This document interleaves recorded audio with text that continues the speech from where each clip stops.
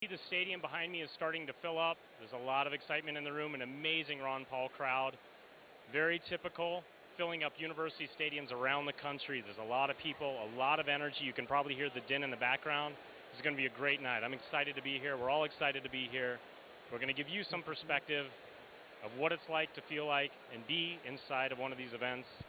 Not normal for those that can't make it. A lot of us traveled a long ways to come here from around the state of Illinois. Our primaries on March 20th. Ron Paul's coming through. Kind of, I think, gauge exactly what's going on with the people. So welcome to this event. We're going to interview a few people here, hopefully get some people up we can chat with, get their perspective and get their feeling. But right now it feels pretty good. So stay tuned.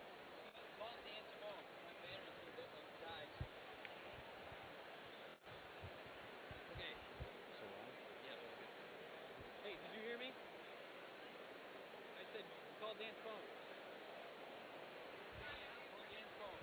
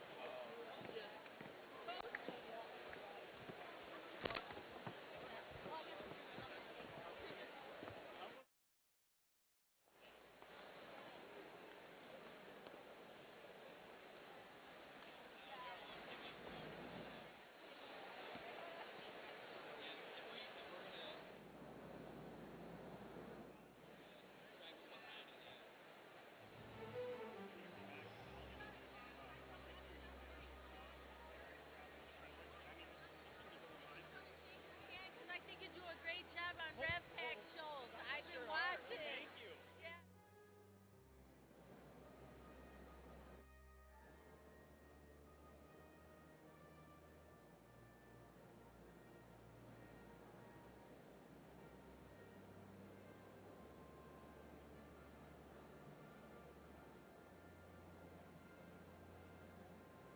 Fahd Ansari.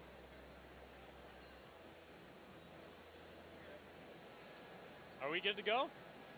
All right, let's do it. Fahd Ansari, come on in. So ladies and gentlemen, I'm going to introduce you to my friend Fahd Ansari. He's actually one of the helpers in our district, the 4th Congressional District. He's been one of the volunteers. Fahd, how you doing tonight? Good, how are you?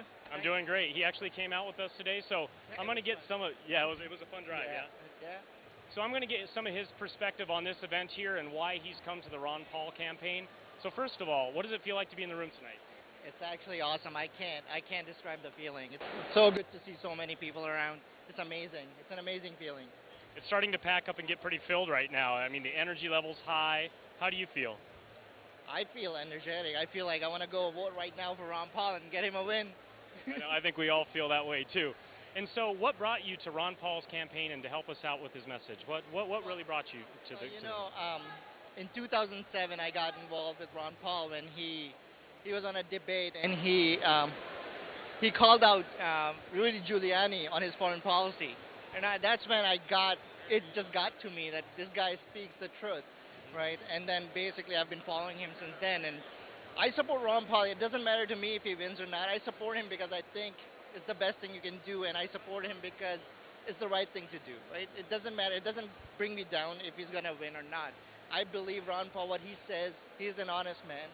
What he says is the truth, and his policies are really going to help America. So I support him because I think it's the right thing to do. And that's it. And a lot of us feel the same way. And I just have to make the comment. What religion are you? I'm a Muslim. An American Muslim today. And in the car today, who was all in the car? Well, we had a Jew. And an American Muslim. And how did we get along? It was a lot of fun. We made a lot of jokes. And it's all about, if you don't generalize people into different religion. If you look at somebody as an individual, then we can all get along, right? So I mean, I have a lot of Jew friends, I have Hindu friends, I have Christian friends. I don't look at people as groups. I look at people as individual. I don't hate somebody because he's a Jew. If he's gonna do something bad to me, then yeah. But if he's not doing anything bad to me, why should I hate the person, right? Absolutely, and I think that's why the message of liberty is so powerful. So, Fuad, thank you. Go have a great time. We're going to bring up some other people. We thank you for your time. You're See you later, welcome. buddy. All right. Thank you. Thank you. Ladies and gentlemen, that's my friend Fuad working in the 4th Congressional District of Illinois, showing you that peace exists right here in the Liberty Movement. You don't have to go any further than that. So thank you very much.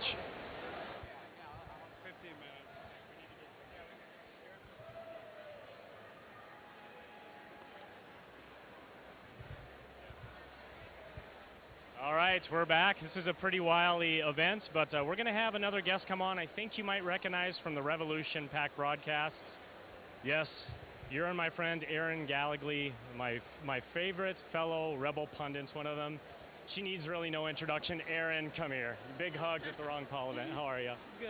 So how does it feel to be in the room tonight? Oh, God, this is just wonderful. I mean, the crowd is just growing and growing. Even before I stood in line for about an hour or so before the show started, and people just were so energized. Everybody had Ron Paul signs, all decked out in Ron Paul gear, passing stuff out. Young kids coming out in support of Ron Paul.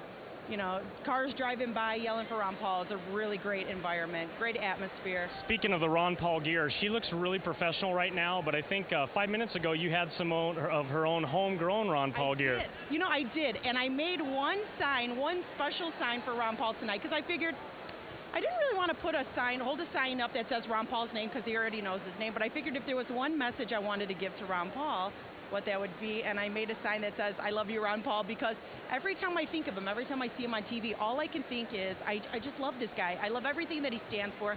I love everything that he's doing for this country, and it's the only 3 words that I could think of, I love you, and so I hope that he gets to see it. I try to pull up a seat up front, so I'm going to hold my sign really big. Well, we're going to see, and this is your first time seeing him speak publicly, correct? This is my first time seeing him. I've been waiting a long time for this, so this is like really exciting. I mean, I got here, left really early in the morning to make sure that I got here, got in the front of the line so that I can have a pretty decent seat, so I'm really looking forward to this. I am too. I've seen him before, but I'm just as excited, and the room feels awesome. Yeah, so you've seen him. You've actually spoken with him. A number of times. You talked to him on the airplane. You were telling me about. Maybe you could share with the audience that special. This is a great story, and I normally wouldn't say this, but on a flight last year, or as a 2010 season, at the Southern Republican Leadership Conference, SLRC or SRLC, I had a connection flight from New Orleans to Houston, and from Houston to Chicago. It was on Southwest, and so I show up for my connection flight at New Orleans to fly to Houston, and who's in front of me? By the way, it was the B section. I think I was about B26. For those of you that fly Southwest, you have a lettered and numbered system. Not first class. Who's a few people in front of you? Ron and Carol Paul. There was no Secret Service protection. They were just there flying cheap class, and sure as heck I got to sit and chat with them, and it was a wonderful, wonderful event for me. So. The revolution is getting piped up here. You can start to feel it. It's pretty energetic in here right now. It's really exciting. I mean, this is just great. You can't ask for more to be in a room of like-minded individuals that love the doctor and, you know, are just so energized and excited. This is going to be so much fun, and I'm looking forward to it. Well, speaking of fun, why don't you go grab somebody that we can talk to? Just pick somebody, get somebody young. Let's find some people to talk to here. We're just going to randomly pull some people out. The students are getting the banners, and let's come bring them on. So. Erin is going to go bring in some people, and we're going to talk here for a little bit before Ron gets started up here. Obviously, when he comes on, we're going to go ahead and go into radio silence mode so you can hear Ron Paul talk.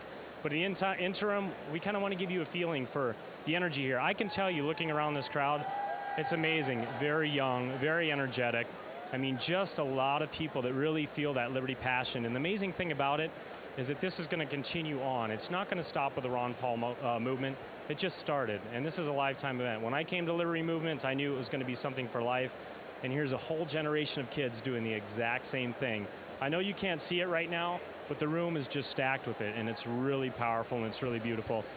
I think they still have people lined up outside waiting to come in. The bleachers are filled on both sides, just about, and this only got announced a few days ago, and so very typical. I don't know what the other candidates are doing relative. They might be going to some church or something. I know Rick Santorum's been doing things, much smaller audiences, but the true movement is here on the ground right now, and it's fantastic. The trick is, for those that are watching, go out and vote. For here in Illinois, our caucus, not our caucus, but our primary is this Tuesday, March 20th. Vote. And as we talked the other day with Aaron Jones, there's something very special that you can do. Make sure that within your social networks, the people close to you, make a list of all the people, friends, family that you know that you think you could get out to vote. Make sure to call them on Monday. Text them, tweet them, Facebook them, knock on their door, whatever it takes to get them out. Remind them to go out on Tuesday and cast their vote for Ron Paul. I'm going to do that. Sunday, after our St. Patrick's Day parade, I'm going to go ahead and make my list. And we've got another guest up. Ronald, come on in. I'm going to cut that off and we'll come back to that. Ronald, come on in.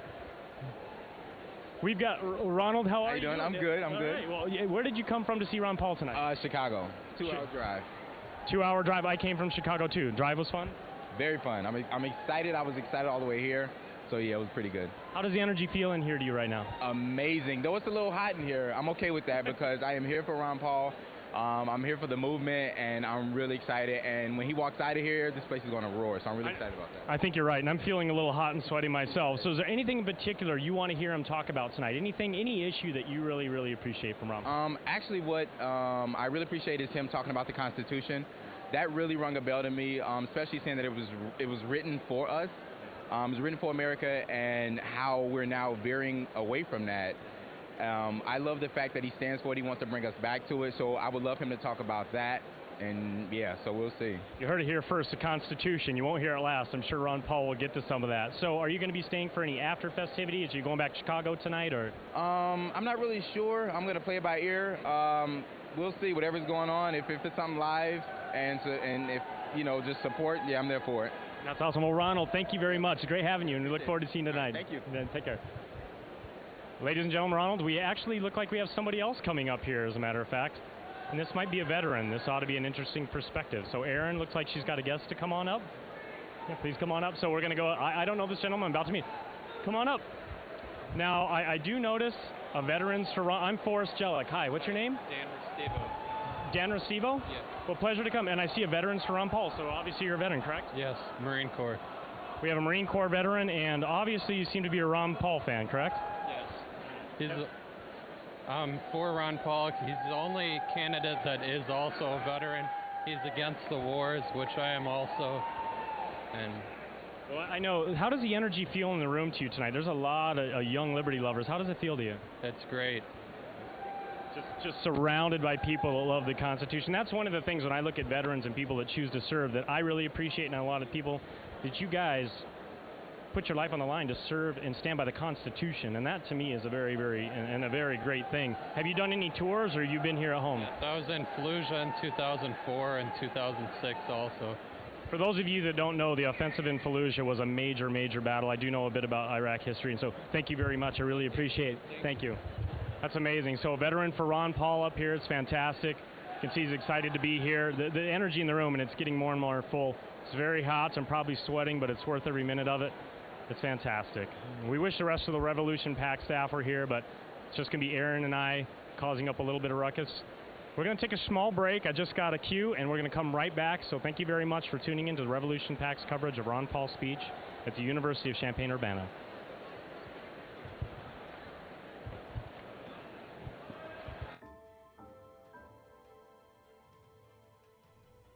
It was between 1972 and 73, but it was still a lot of prejudice around this area. My wife was sick, and I was trying to get some attention for her. Nobody came to check. They just left her there. Well, I believe I was left there because of the difference, me being black and her being white, and every time I would say something to her head nurse, she would get pretty upset. And then she finally called the Freeport Police Department, said I was harassing her. And I mean, I didn't know anything to do. Well, then Ron Paul come to my rescue.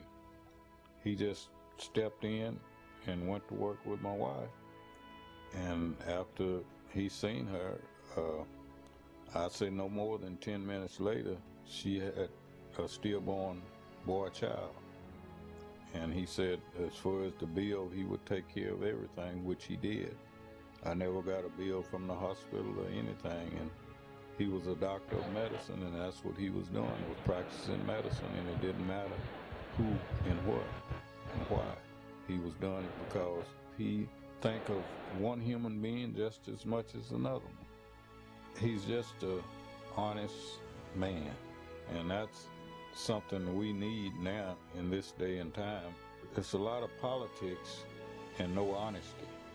When you have honesty, well, people will try to do anything to blot you out.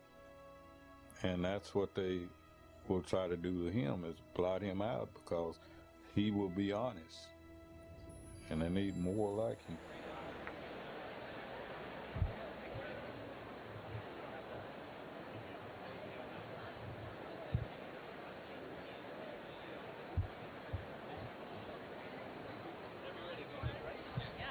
All right, we are back on. Hi, folks. This is Forrest Jellick with Revolution PAC, and I have my friend Liz Lux here. Liz, how are you doing tonight? Forrest, I'm great. Where did you come from tonight to come see this event? Well, I came from Chicago with my friend Steve, and it was a beautiful drive down, and now we are in this awesome, energetic room and feeling all the love and vibes of freedom. Great.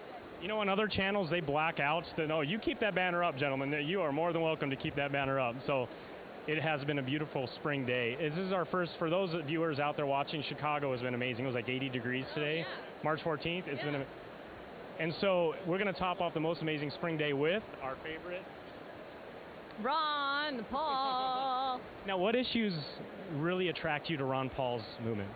Well, there's really one issue, and that's freedom, and that's liberty, and that applies to everyone, and it blankets all other issues that try to divide us. It's freedom, it's liberty.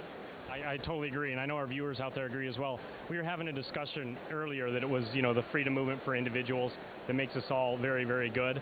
But, all right, got it, guys. We're getting cues from things. We got to move along here shortly, but I do want to ask her one more question. So, do you plan on voting on Tuesday? Absolutely. And who's going to be your vote? Ron Paul, 100%. I love it, and his delegate. So thank you very much, Liz. It was lovely having you. And we'll see you after the show. So folks are going to go ahead and go to the crowd and give you an idea of what it's looking like. It's stacking in. So I think we're going to pan this direction.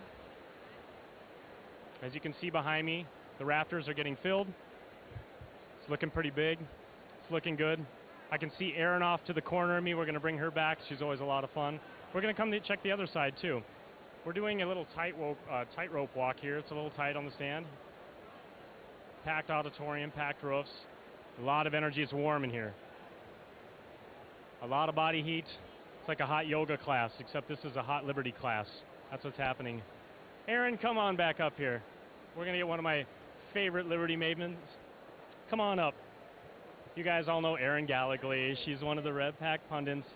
This is a very, very exciting time. We're less than 5 minutes away from Ron Paul speaking.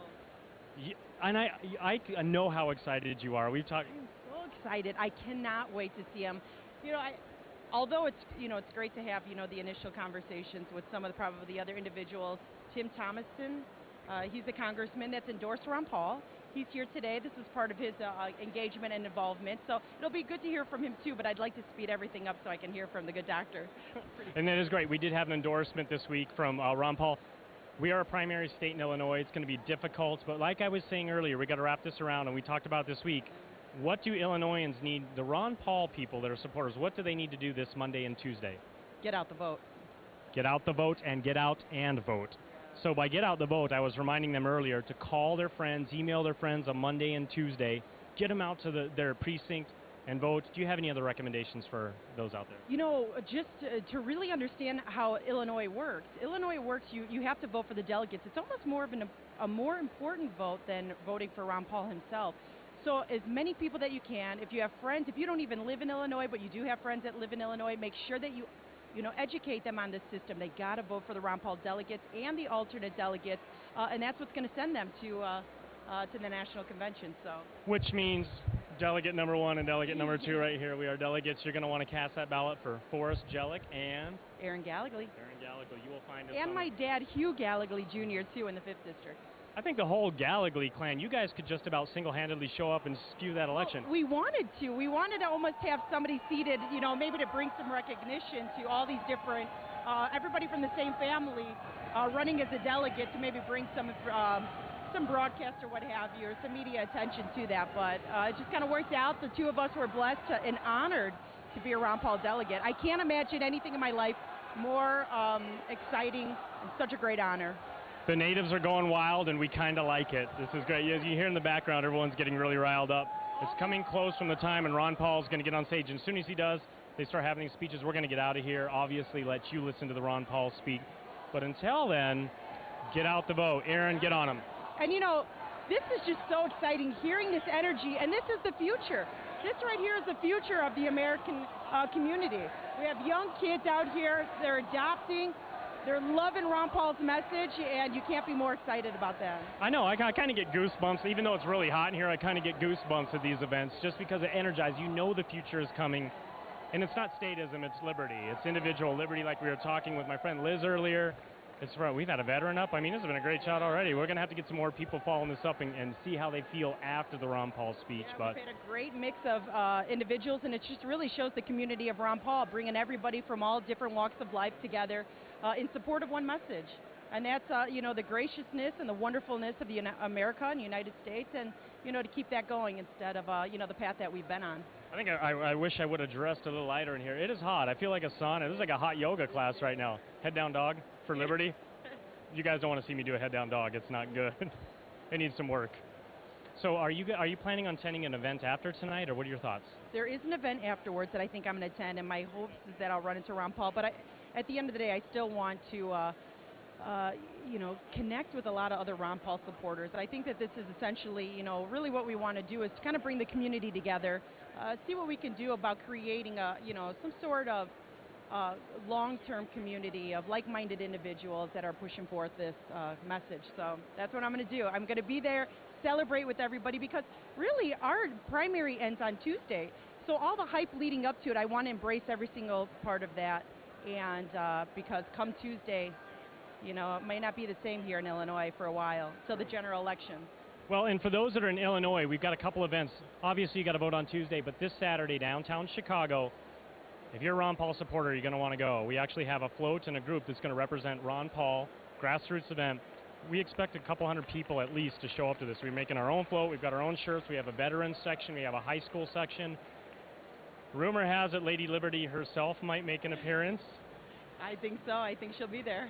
And perhaps Thomas Jefferson, John Adams, Ben Franklin, and G. Washington. There's a rumor they might even make an endorsement of Ron Paul. So,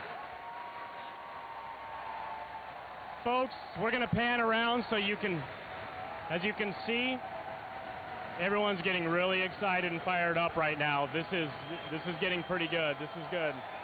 It's getting excitement. You can really feel it. It's going to happen. And you're looking what I think is the future of America, the liberty ideal, freedom for all of us.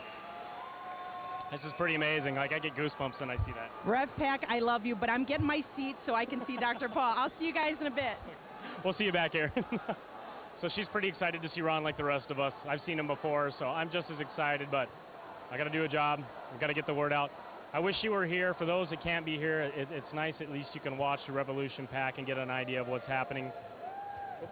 Excuse me, I got to move a little bit here. So, looks like they're letting in some more people from the back now, too. Maybe some more public folk. So. That's right. Take it back one person at a time. This is fantastic. You can just feel a lot of pride here. I love it. There's students, college students all around the country. And we talk a lot about the youth here, but there's people of all races and ages and orientations here. This is just really, really lovely. People are still coming in. Floresville, it's exciting. This is really great.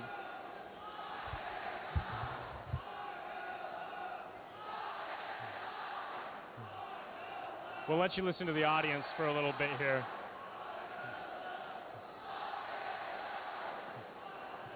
One thing uniting everybody, the idea of liberty, That messenger and that voice right now is Ron Paul, but as Aaron was talking earlier, it doesn't stop with Ron Paul. It starts with Ron Paul. From there, we can go many places, many people. We've got Rand Paul in Kentucky, Justin Amash out of Michigan, outstanding. You also have Mike Lee in Utah, which has done a lot of good liberty work, and a lot of people coming up through the system.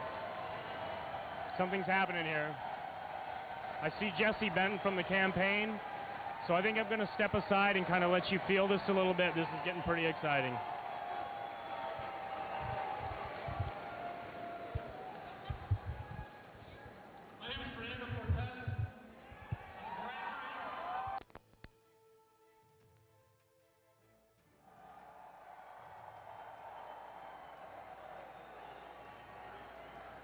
ILL.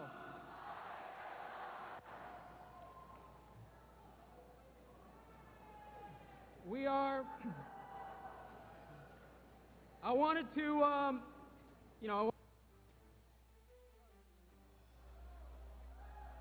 woo.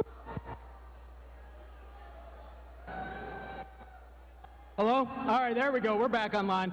I wanted to come out here because this is where I came to school.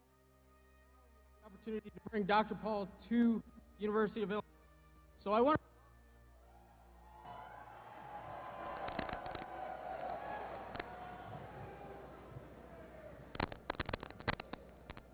on behalf of Dr. Paul and the campaign, I want to say thank you to Representative Johnson.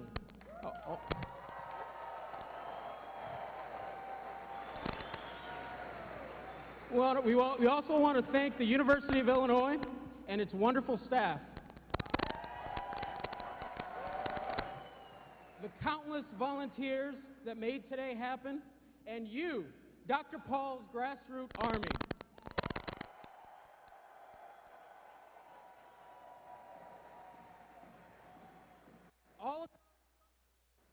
Thousands are attending Dr. Paul's meetings.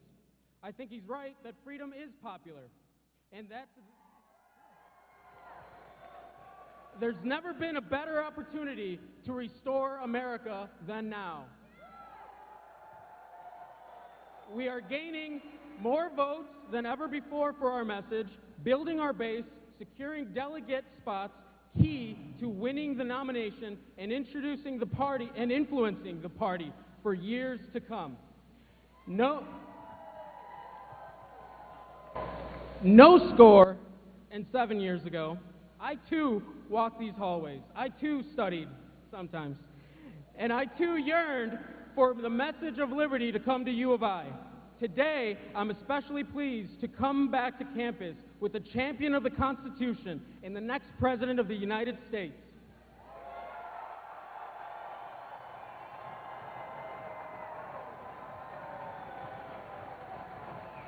But before Dr. Paul comes on stage, I wanted to introduce our next speaker, which is Natasha Montague. She's a senior at the University of Illinois in Champaign-Urbana and is a leader within the Liberty Movement. So without further ado, Ms. Natasha Montague.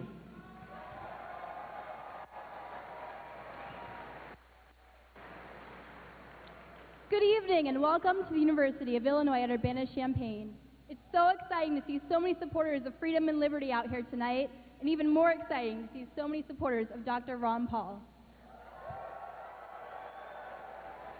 But first, I would like to introduce you to another champion of liberty, Congressman Tim Johnson. Congressman Tim Johnson is currently serving his 6th term in the 15th Congressional District of Illinois. Born right here in Champaign, he graduated from Urbana High School, attended West Point, earned a degree at the University of Illinois at Urbana-Champaign, and graduated from U of I's College of Law. He has 9 children and 11 grandchildren. Prior to serving in Congress, Congressman Johnson was an Urbana lawyer, small businessman, a realtor, and served on the Urbana City Council and in the Illinois State Legislature. He is a proponent of small government, fighting against taxes, and reducing the national debt. Please join me in a warm welcome for Congressman Tim Johnson.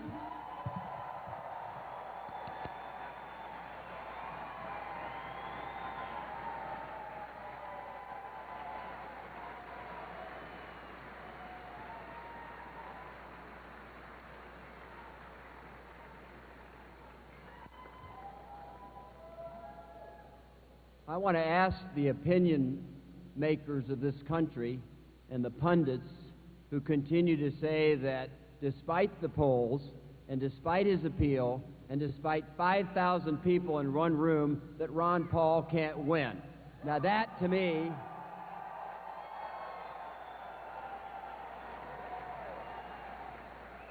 epitomizes what's wrong with government today when we have a self-selected group of elitist opinion makers who tell 5,000 people here that Ron Paul can't win when he's the last greatest hope for liberty we have in this country. To me, there's something wrong with that.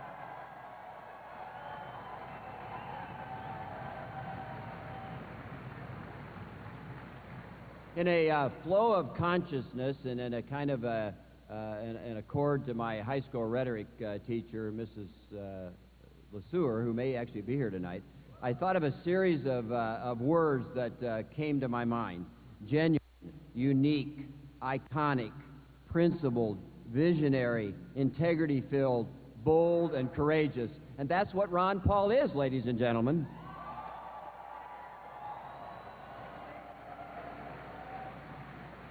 Well, 12 years ago, I had the pleasure of meeting Dr. Ron Paul, Congressman Paul, and I have witnessed and known a true American legend, a hero whose commitment to liberty has spanned our times. He is at once a real friend of mine, I'm proud of that, and a model of the purest form of public service. Generations from today, you in this audience will be able to look back and say that you were here on March the 14th, 2012, and be able to tell your children and grandchildren that you saw and heard a great patriot whose belief in freedom, in fundamental values, and to the hope for the American dream will have set the course for all times. Give you a brief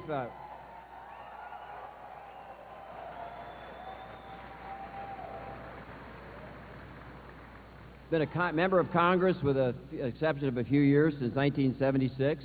He's a physician who's made a living in the real world. He's a father and a grandfather. In fact, his granddaughter is backstage with us. He's led the crusade for limited government, constitutional principles, individual liberties, fiscal sanity and restraint, and opposition to senseless, silly wars that kill innocent civilians,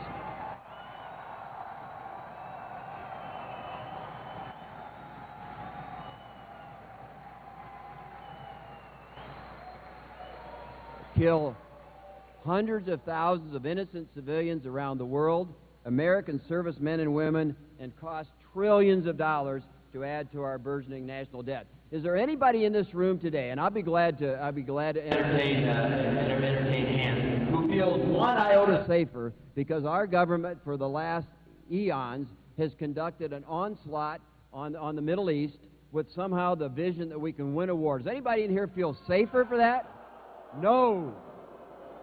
We have a man here who I'm going to introduce in just a minute who actually believes that the trillions of dollars we've spent, the lives that it's cost us, and the effect on our human infrastructure and here and around the world is not worth the price. He's conducted an incredible campaign. He's survived the long battle from Iowa to Illinois. Ironically, if you look at the polls, the latest Rasmussen poll, Ron Paul is beating President Obama 43-41, and yet we hear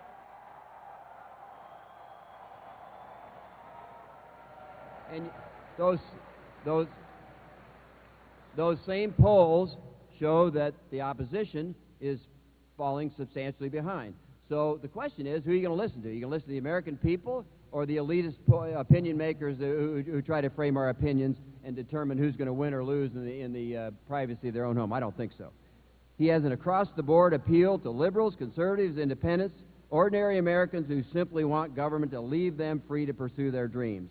He defies the worldwide opinion makers who say he can't win because he can win. And the greatest tribute to this gentleman is the fact that we have, shortly before spring break, we have thousands of people, the biggest turnout of the campaign, bigger than any other campaign anywhere, including any of the contenders, here in one place to play tribute to this great man. So thank you for being here.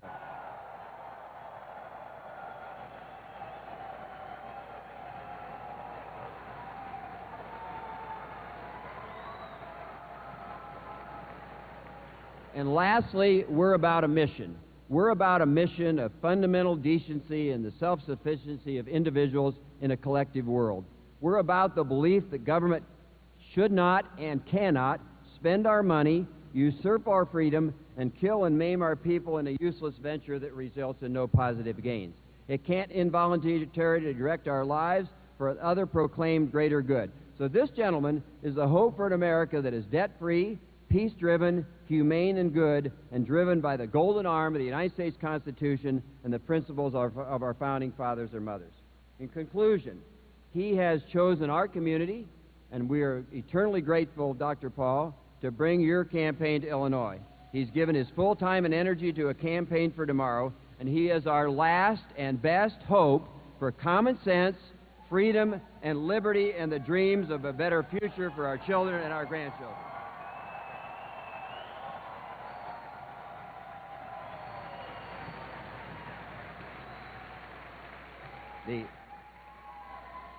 The individual, I'm doing this out of teleprompter, by the way, so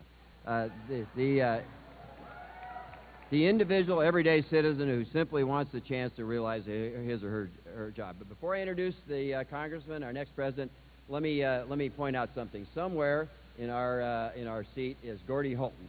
Gordy Holton is, where are you, Gordy? You're here somewhere. Right here. Gordy Holton.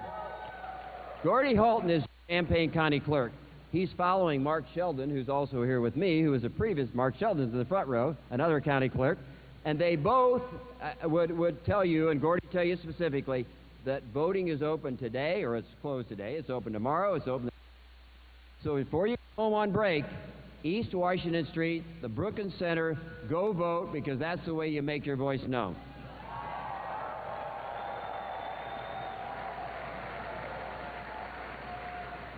You didn't hear me speech. I appreciate your indulging me. I appreciate your friendship. I appreciate your turnout. But it's now my pleasure to introduce the next President of the United States, the greatest hope we have for freedom, Congressman Ron Paul.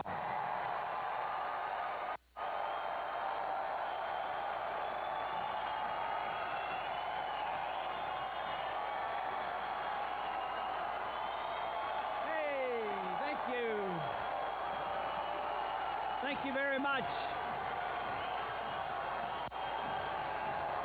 Thank you.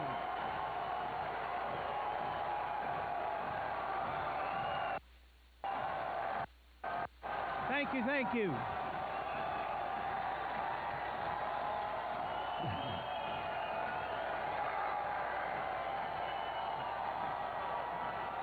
Thank you very much.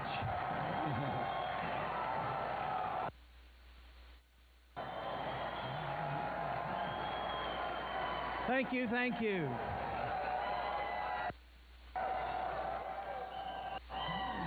What a nice welcome. Who knows, this might even be a record crowd. This is really fantastic. Thank you.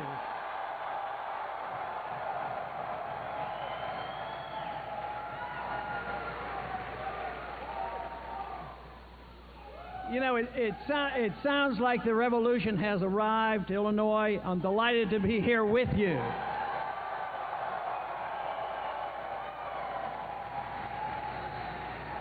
You know, we talk a lot about restoring America, and when we restore the Republic, there'll be one way you'll know. The students will once again be able to choose their own mascots.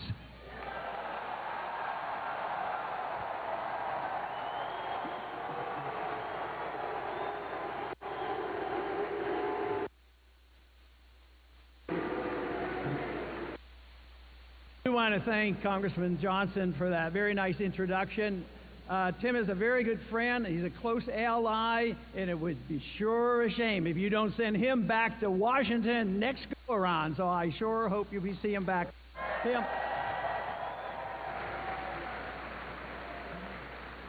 But it is a delight to be here, and there truly is a revolution going on. It's a intellectual revolution, but it's being translated into political action, and you can sense it here. The people in this country are tired of what they have, and for some reason, the young people have caught on. They're not going to be hoodwinked. They know they need some changing.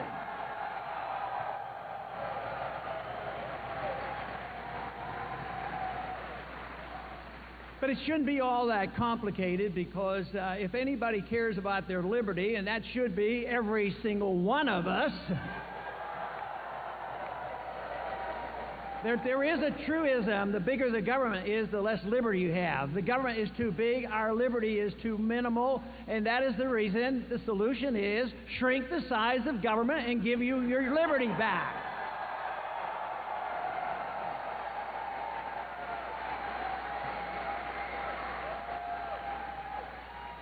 You know, big government grows all the time because of good intentions. We're going to produce peace and prosperity throughout the world. We're going to tell people how to live so they're saintly, and we're going to have a perfect economy that's going to give equality to everybody. The whole problem with that is government totally fails in all three areas, and only the people can take care of themselves.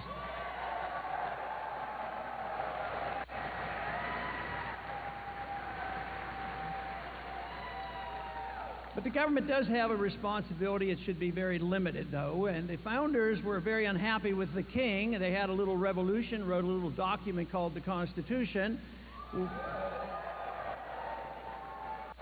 And even at that time, they worried a bit, believing that if the people didn't maintain a real effort to protect those liberties, the Constitution wouldn't protect them. I think what has happened in the last 100 years, there's been a disintegration of the enthusiasm for personal liberty. It has to be renewed, has to be restored, and we're in the process of right now.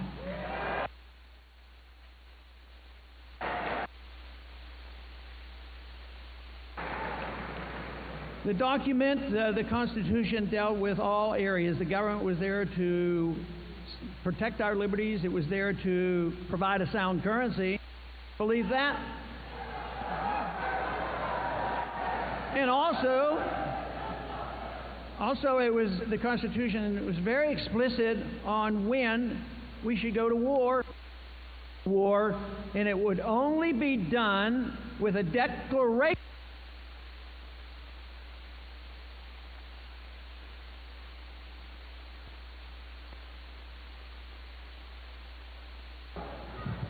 How's that?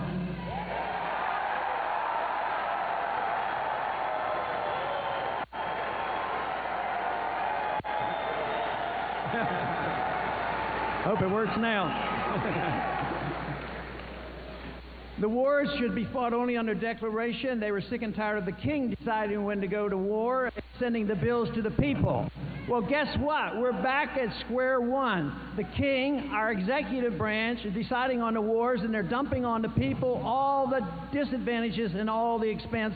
That has to change, which means the foreign policy has to change, the wars have to end, and we need to bring our troops home.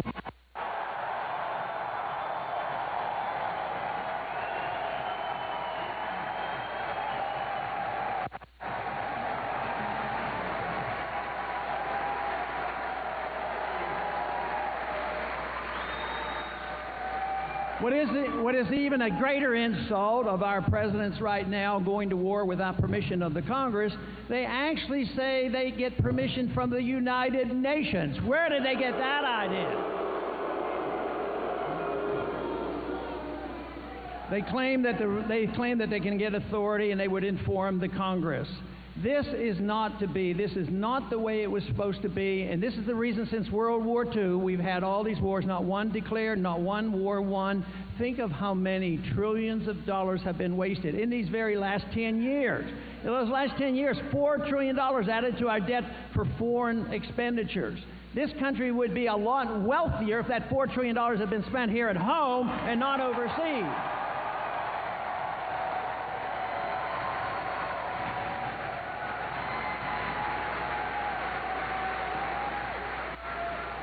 A lot of people believe, the neoconservatives believe that we have to go overseas because we're an exceptional nation and we have to spread our goodness. Spread our goodness with a bunch of bombs and killing people? That doesn't work. So the exceptionalism is something to think about, because I believe America has been an exceptional nation. We have had maximum amount of freedom at one time. We've had great prosperity. We had sound money. We had property rights. We had contract rights. And yet today, those things aren't with us, and yet we are now more aggressive overseas than ever before, so-called spreading our goodness. But the whole thing is, if we want to spread our goodness, why don't we set an example for the world?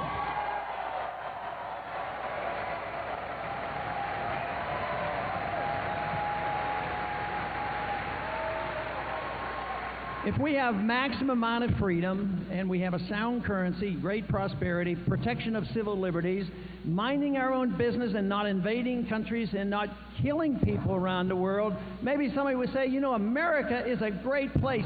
That's played America. That is true. We're going to try another one.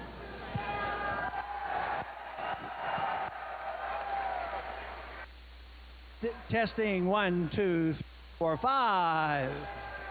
All right, let's see how this works now. And if we do not do this, this country will deteriorate into much more bankruptcy. And that's where we are. That's why the young people of this country are tired of what they're getting. They're getting the debt, they're getting their wars, and they're losing their personal liberties. Just think, just recently, the federal government was about ready to pass a bill which would Stop Online Piracy Act. Now, it's pretty discouraging at times to shake them up in Washington and change their tune. But when the American people speak out and they speak loud enough, they will hear us. And people like you did speak out. The bills that were promoting that were taken off the docket, and right now they're not going to be passed.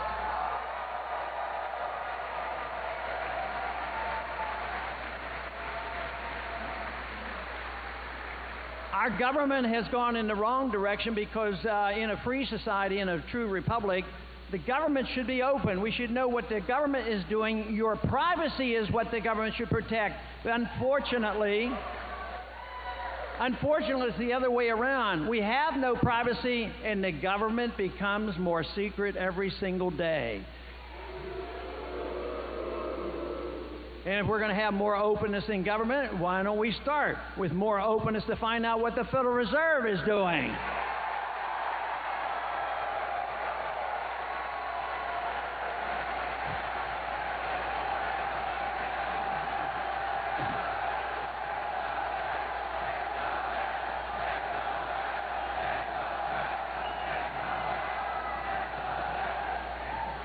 When we end the Fed, prosperity will return to this country. That is it. The Federal Reserve's been around 100 years, started in 1913, so they're having an anniversary next year. So why don't we have an anniversary party by repealing the Federal Reserve Act next year?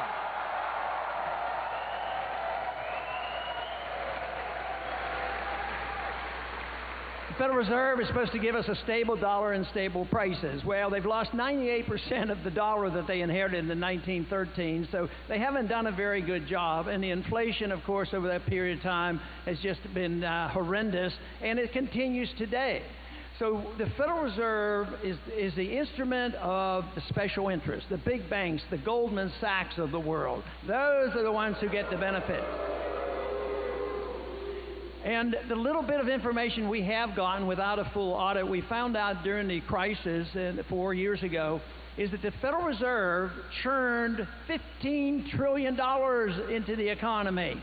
The Congress worked with $1 trillion. That's how big the Federal Reserve is. And they don't want to tell us who they bail out and where. We did find out that half of the bailout money from the Federal Reserve went to foreign banks and foreign governments. And there's plans on the books for all of us to be on hook for this because the Europeans are probably in a little worse shape than we're in. So this is a very, very big issue. And it's the first time in the last 100 years where the Federal Reserve has become an issue in a presidential campaign.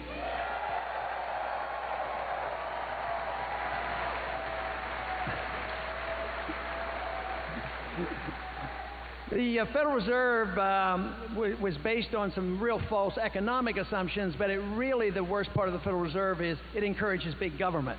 So if you like the entitlement system where there's transfer of wealth, then you have to have a Federal Reserve to monetize the debt. because you can't tax and you can't borrow enough money.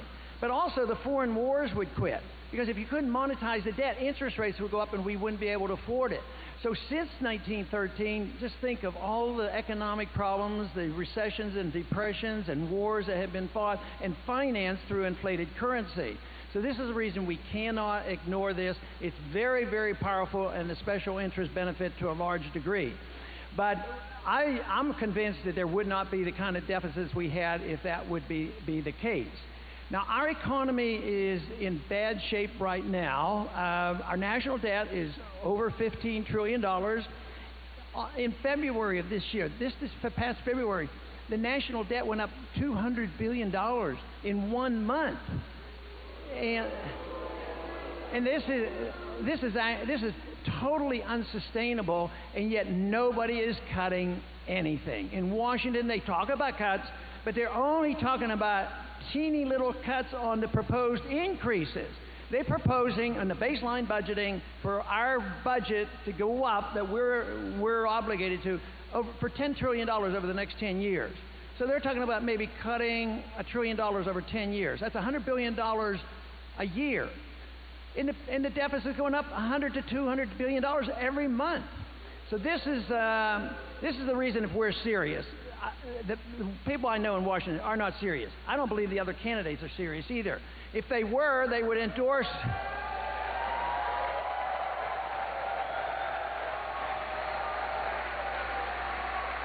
If they were serious, they'd join me in advocating a $1 trillion cut in the budget.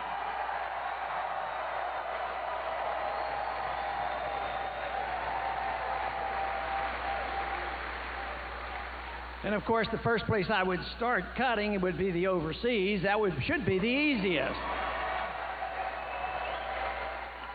I don't know why that shouldn't bring us all together. Liberals, conservatives, Democrats, and Republicans, we're broke. We're getting deeper in debt by the minute, and we're wasting this money overseas. It's not doing us any good.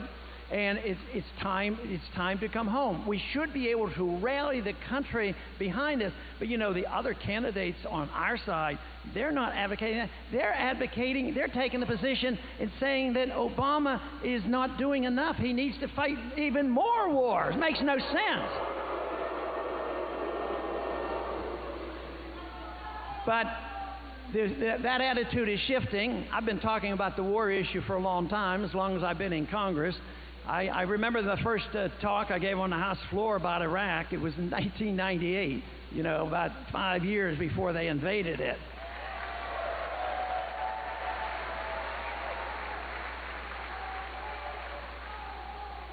But it is this attitude that we're supposed to be the policemen of the world. We're supposed to occupy countries and get involved and go into nation building. That is not in the Constitution. It spends a lot of money, and it doesn't help us in national defense. It actually makes us less defensible, because we don't ever want to equate military spending with defense spending. Military spending sometimes is a strong negative for defense.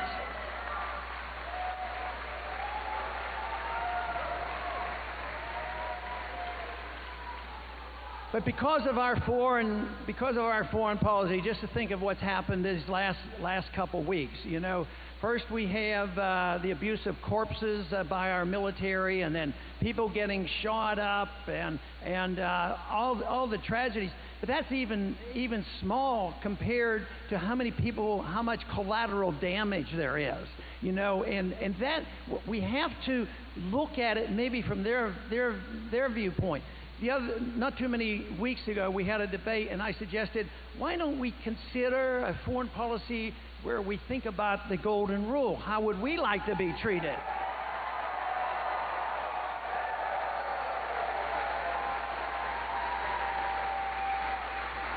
Of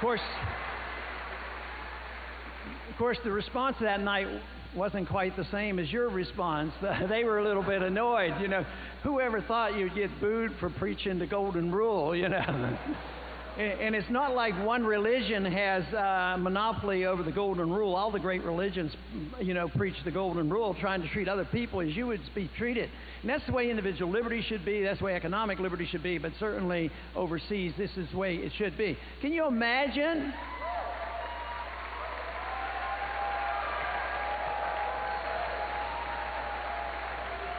Can you imagine how we would react if somebody sent a drone missile over here to assassinate somebody they didn't like? We would just be a little bit annoyed, I would say. So, but the foreign policy to me is a very, very big issue, and it's the place that we ought to stop. Right now, our images in the Arab countries is very, very negative about, the torture that's been involved, the scenes that have involved, shooting up and burning Korans for who knows what reason. We have become known as a nation of torturers, and the pictures were not good for us. It's very negative. We are now a nation that preaches, that is the established policy by the president of assassinations of American citizens. This is not in the Constitution. It's not what made America great. And those kind of laws cannot stay on the books. We have secret prisons. We now have a law passed, Congress passed it, gave it to the President. The President signed it on January 1st. The National Defense Authorization Act. Horrible. This enables and gives the President literal power, clear power that he can arrest any American citizen by the military. So there's no more posse comitatus. You don't have to be charged. You don't get a trial. And one senator said, and if they ask for a lawyer, tell them they don't get one. And people say, well, they haven't touched me or my neighbor, but precedent is very important, and to codify these kind of things, very, very dangerous. And I think the American people haven't heard about that. The crowds like this, you have heard about it, and I think that is great that you're aware of it, but we still have a long way to go to repeal it, and quite frankly, I don't see where the other candidates would do a thing about it because they don't even talk about it.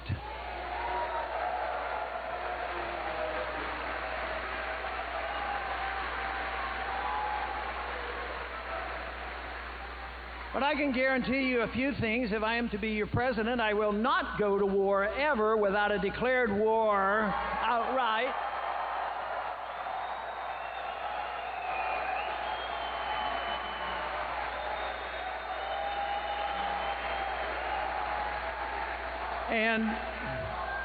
And these laws have become laws because the president wrote an executive order.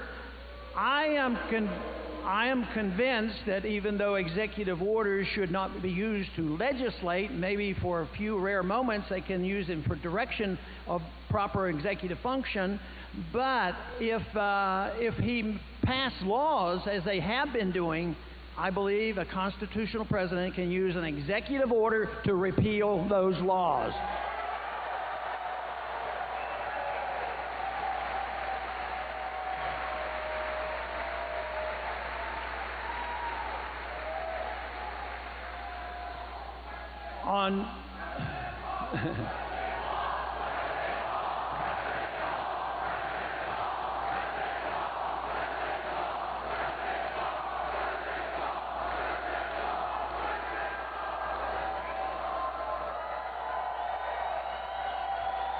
But the whole idea of liberty is under attack at all levels of government. Unfortunately, they want to move up in another level of government and have international government. But this year, in January, there were 40,000 new laws passed, put onto the books. So I'm looking forward to the day when we can get rid of 40,000 laws in 1 month.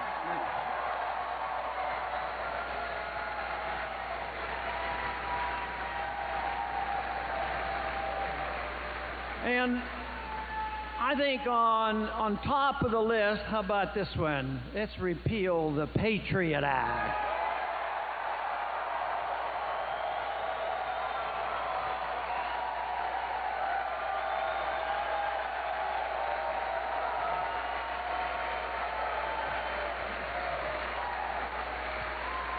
But some people worry about that, and they say, well, won't that hinder the TSA on their searches at the airport? I have said, and in a way I believe this sincerely, that if we can look at those photographs of the groping of men, women, and children at the airport and do nothing about it and remain complacent, there's something wrong with us, so we should be outraged.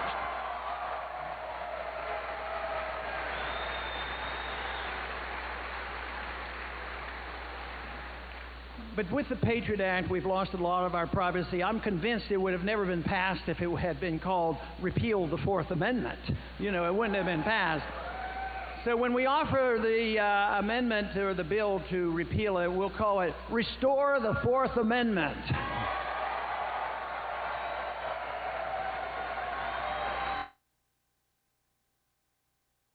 But, you know, the privacy's been under attack even before the Patriot Act, and there is essentially no privacy. There's no financial privacy, no medical privacy, and there's a lot of reasons for that. We've been too careless. We've allowed the government to do this and our politicians to do this, and we haven't let them know how upsetting it is.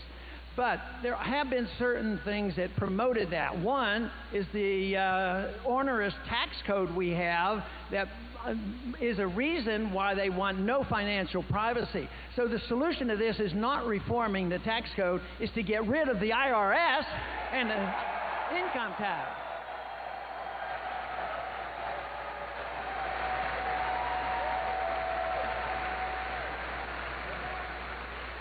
But there's also been another excuse for the invasion of our privacy and all their surveillance and the breaking into our houses and the operations where the sting operations, they come in and SWAT teams, like 100 or some 200 per day. They're breaking into houses, and guess what? Many times they go into the wrong houses and people die. This is a consequence of an ill-founded war on drugs that I believe ought to end.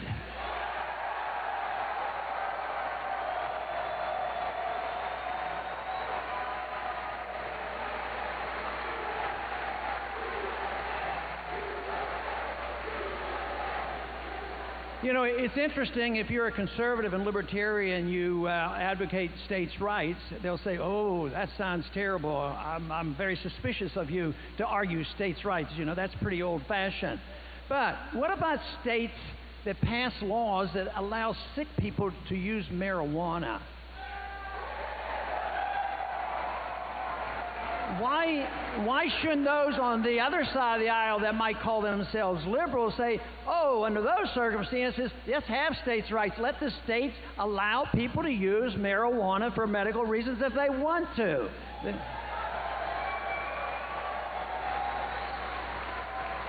But obviously for me, drugs are very dangerous, and but the point is the responsibility. I'm responsible for my life and how to use everything that I put in my body, and I have a responsibility to the children and the grandchildren to teach people. The responsibility falls on us, not the government to be the nanny state. That's really the problem.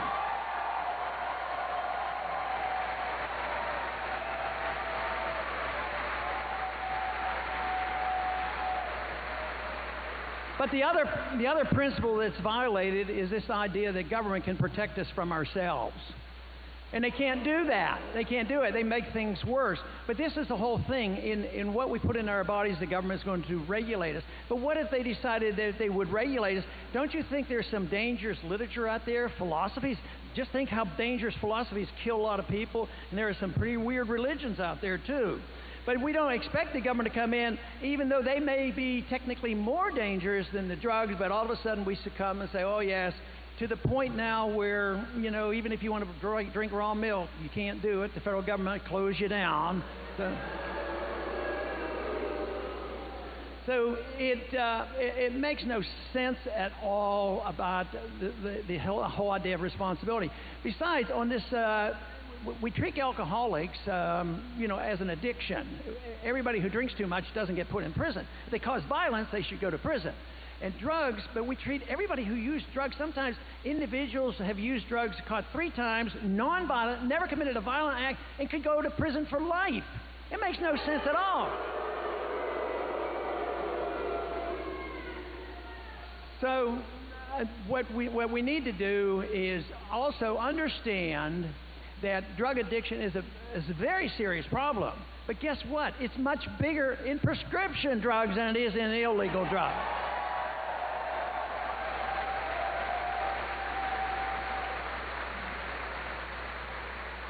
But I think what has happened to us as a country over the last 100 years is we have been very careless. We became very prosperous. We were the freest country. We had great resources, and we did quite well. We had the largest middle class and the richest middle class. That is not true. The middle class is shrinking, and it's not so rich anymore. A characteristic of the destruction of a currency says that the middle class will shrink. You take money and you transfer wealth from the poor and the middle class to the wealthy. That just with the destruction of currency that happens, because whoever gets to spend the money first gets a benefit. The people who get it last, the people, they get the higher prices. But just think how that was compounded with the bailouts. They had already benefited from the financial bubble and the speculation and the Fannie Mae's and the Freddie Mac's and the Goldman Sachs. They were making bundles. And then the crisis comes and they say, oh, there's going to be a depression. You've got to bail us out. We're too big to fail. And lo and behold, the Fed and Congress, they get bailed out. But who suffered? Those very people that we were supposed to be helping. The Bleeding Heart said, we have to help every poor person have a house, and we're going to give it to them. Guess what? They lost their job, and they lost their houses, and the banks and all are back making a lot of money again, and the unemployment rates is still very, very high. The true unemployment rate in this country is closer to 20%, and that's why the people aren't feeling so good about it. But there's every reason to believe this can be reversed, and we don't have to, suffer for it. A lot of times people talk about, well, we have to sacrifice. Everybody has to sacrifice. But what if I told you that I was going to return your freedom to you and get rid of your income tax and let you keep what you earn and stay out of your life?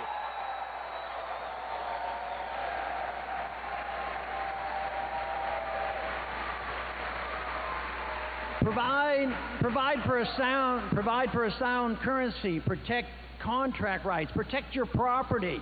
All of a sudden we would thrive. Yes, there would be some adjustments. There may be a depression for the people who were ripping us off. That's who deserves the depression.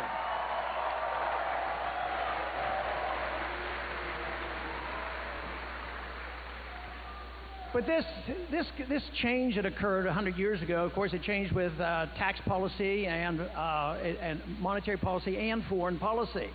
But I think what has happened also with the prosperity that we enjoyed, we got more concerned about the material benefits of a free society and forgot how production occurred, how you have to produce to enjoy benefits.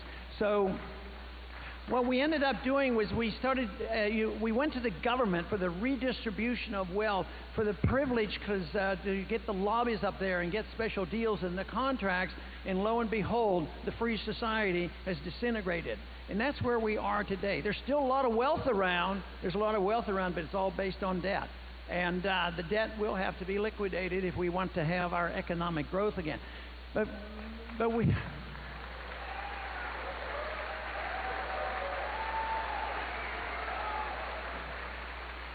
But we have to understand that if we don't do this, things will be much worse. People say, well, no, there'll be tough adjustments. But I'll tell you what, doing what we're doing now and continuing to do it, it won't happen. The checks will bounce. The dollar will go down. Prices will go up. And they're doing it already. The government, Federal Reserve, tells us, 2% inflation rate. Well, ask somebody who's on retirement benefits, or ask somebody who's going to school, what the price of living is. What about the price of gasoline? No, the inflation rate is very high, and I think it's just starting.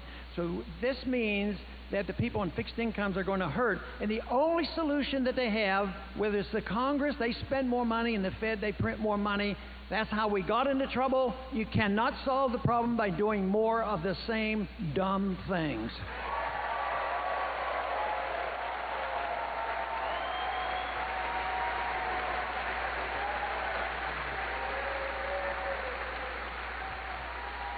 But the other thing that happened 100 years ago or so is freedom was chopped into pieces. And it still, in many ways, is chopped into pieces because there are some people in Congress they do pretty well. And they might not even call themselves conservatives or libertarians, but they might be pretty good in protecting civil liberties and personal liberties and lifestyles. And they protect the First Amendment.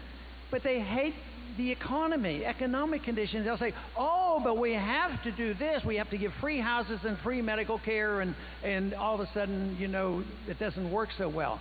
But then there's another group who says, oh, we understand economics. We should have free markets. We should have property rights and contracts. But we can't trust the people with their own lifestyles because they might do something dumb. Well, let me tell you, in a free society, you have the right to do dumb things.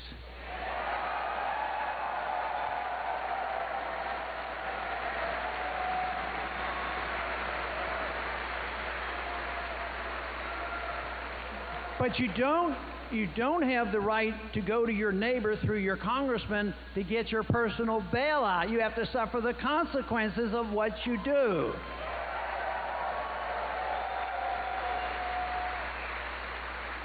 But what would really carry the day is that you would be rewarded according to your willingness to work hard. You have a right to your life.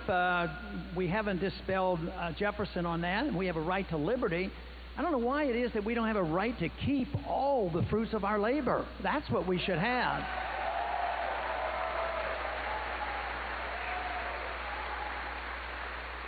But in the revolution that's going on, I believe that it has happened significantly, especially in the young crowds and the college campuses where I go. They understand this issue of personal liberty, personal lifestyles.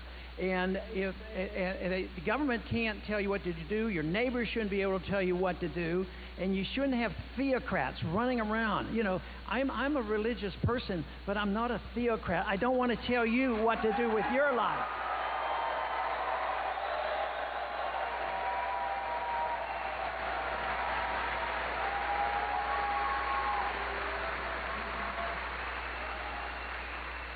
But we want to see this all in one. And I think the really good news is that you break up this dissension and the fighting. Today, they're clawing away the special interests. It's a power struggle. Both parties, all the candidates. I can run things better than this. I can do this. I can do this. Well, you know, if I'm to be your president, I want to be your president because of the things I don't want to do.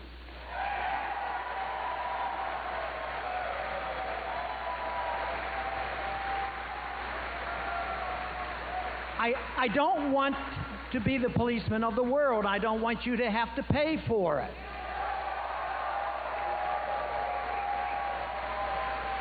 I don't want to run the economy because I don't know. No one individual knows how to run the economy. Only you know how to run your economy and how to spend your money.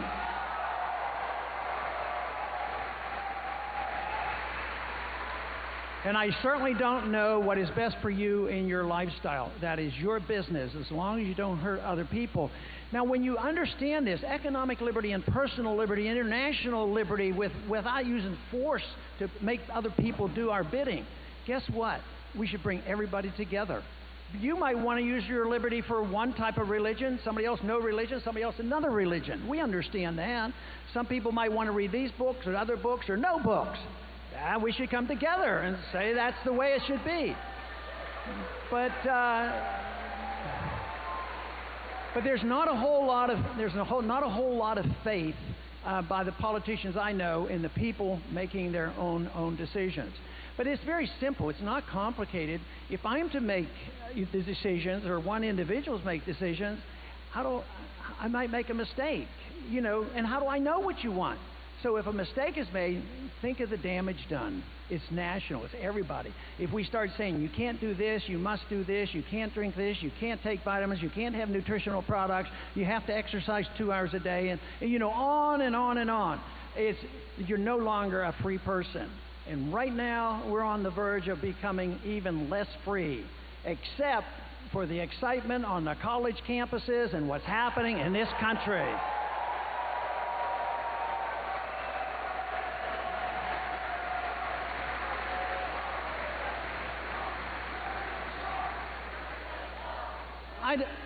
nobody knows the future. Nobody knows what tomorrow will bring. I do know that the foundation of our system is very shaky.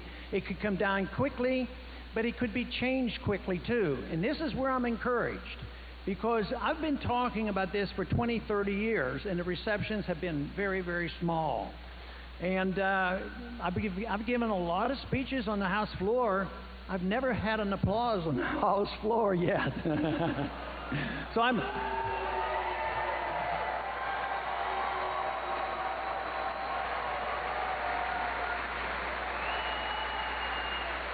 So I have to come and visit with you to get some reassurance, and I'm so glad to hear that we have allies.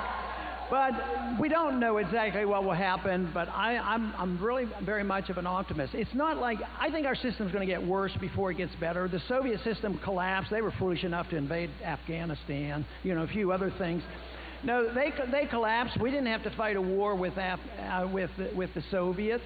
But when our collapse comes, or when we have to make changes, it's not like we have to invent this all over again. We have a reasonably good Constitution. It's just that we need to use it once in a while.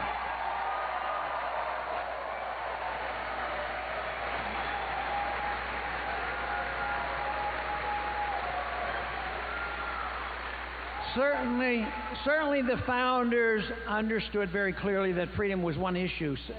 Social and economic freedom were one and the same, and they advised us strongly, stay out of the entangling alliances, stay out of the internal affairs of other nations. So the system was there.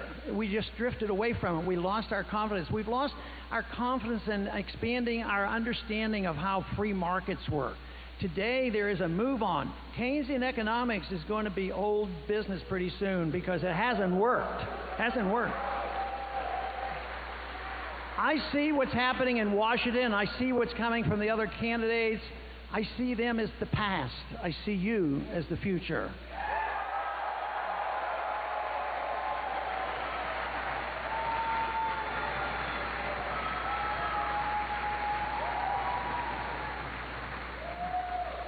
Some people get discouraged because they say, well, you're not getting 51% of the vote, 51% you have to have it, but it isn't true. What you need is an irate, tireless minority willing to start brush fires in the minds of men.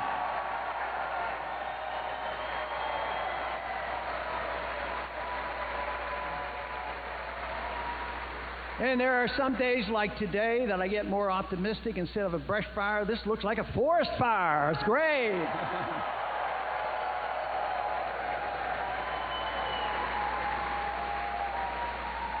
I've always resented it when they say that, oh, I'm a candidate, I like what you're saying, but you're about 200 years too late. Well, you want to go back to the 19th century. But that is wrong. That is wrong. Freedom is a new idea. It's only been tried briefly at different periods of time. We've had a magnificent trial. It worked very well, and we have rejected it. When they talk about going back to the old age and the old days, that's what they're doing. They're going back to tyranny. Everything today is a movement toward tyranny and control. That is old-fashioned. It's been proven to be wrong, and we have to reject it.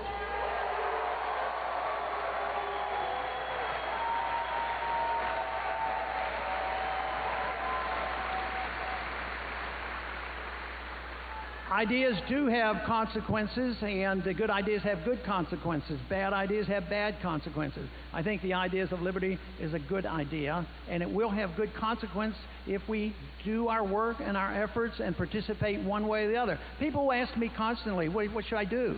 You convince me, you're right, tell me what I'm supposed to do. I said, do what you want to do. You do what you have to do.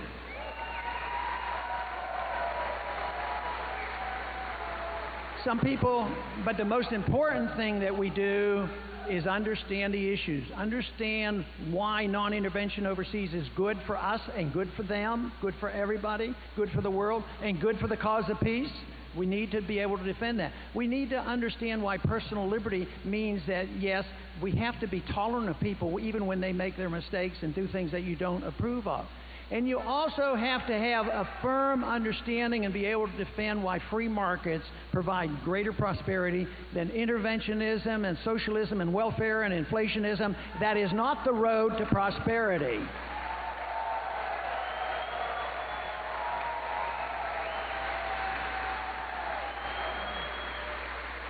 There's still a fair amount of fear in this country that if you have too much freedom, that it won't work. I don't think so. I guess we'll never have a perfectly free society, but we have a shortage of freedom, and we need to substitute that fear with more freedom and understanding. I've had members of Congress sitting beside them when they're voting, and they're voting for something to take more control over your life. And I say, why are you doing that? And he literally said to me, well, the people are too dumb. The people are too stupid. And that attitude prevails on both sides of the political spectrum. You can't take care of your own personal life, and you can't take care of your own economic life. But when you see the results of what a free society can bring, and this to me is the road, the best chance we have for peace and prosperity. That should be our goal. The other personal goal that I think we should consider, and that is seeking excellence and seeking virtue in a personal way. Nobody can impose excellence on us. Nobody can impose virtue on us. But the governments are always trying to do this. They're trying to say, well, you have to do this and this and this, and then we'll become a virtuous country, even to the point of, spreading ourselves with missiles and bombs. But if the government assumes that role and assumes this role that they can protect us from ourselves, believe me, there will be no liberty. But today, this idea of liberty is alive and well and growing by leaps and bounds.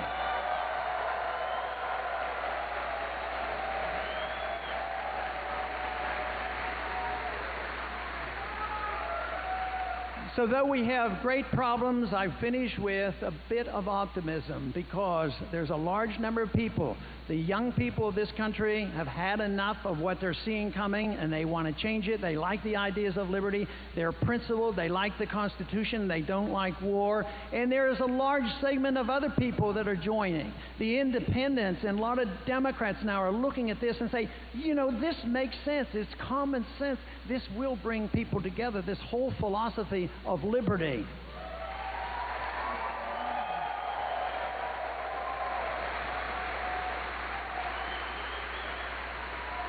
So I am convinced that if we understand the principles of liberty, where that liberty comes from, it comes from our Creator, it doesn't come from our government. If we understand that, I am convinced that we can return to the republic of old and once again have peace and prosperity in America. Thank you very much.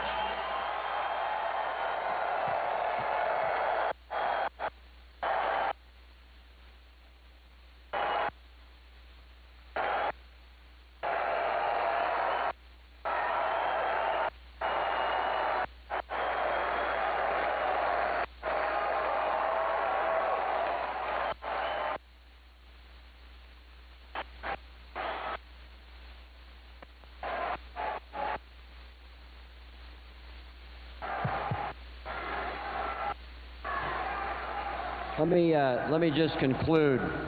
I didn't do this for this purpose. I have a grandson, Jarrett, a granddaughter, Chloe, and a great-granddaughter, Bryn. They're here tonight.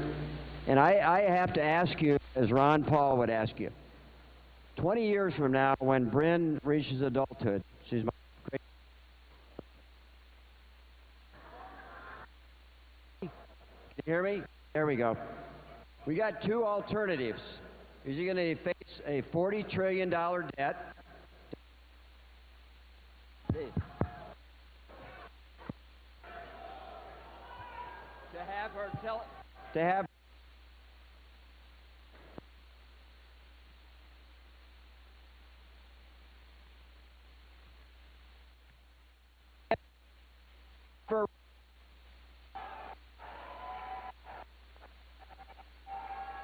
Ron?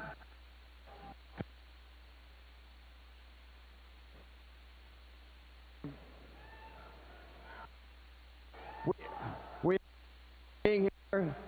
Thank you for being in Champaign County at the University of Illinois. And you're our last great hope for liberty. God bless you, and go get elected. Thanks a lot.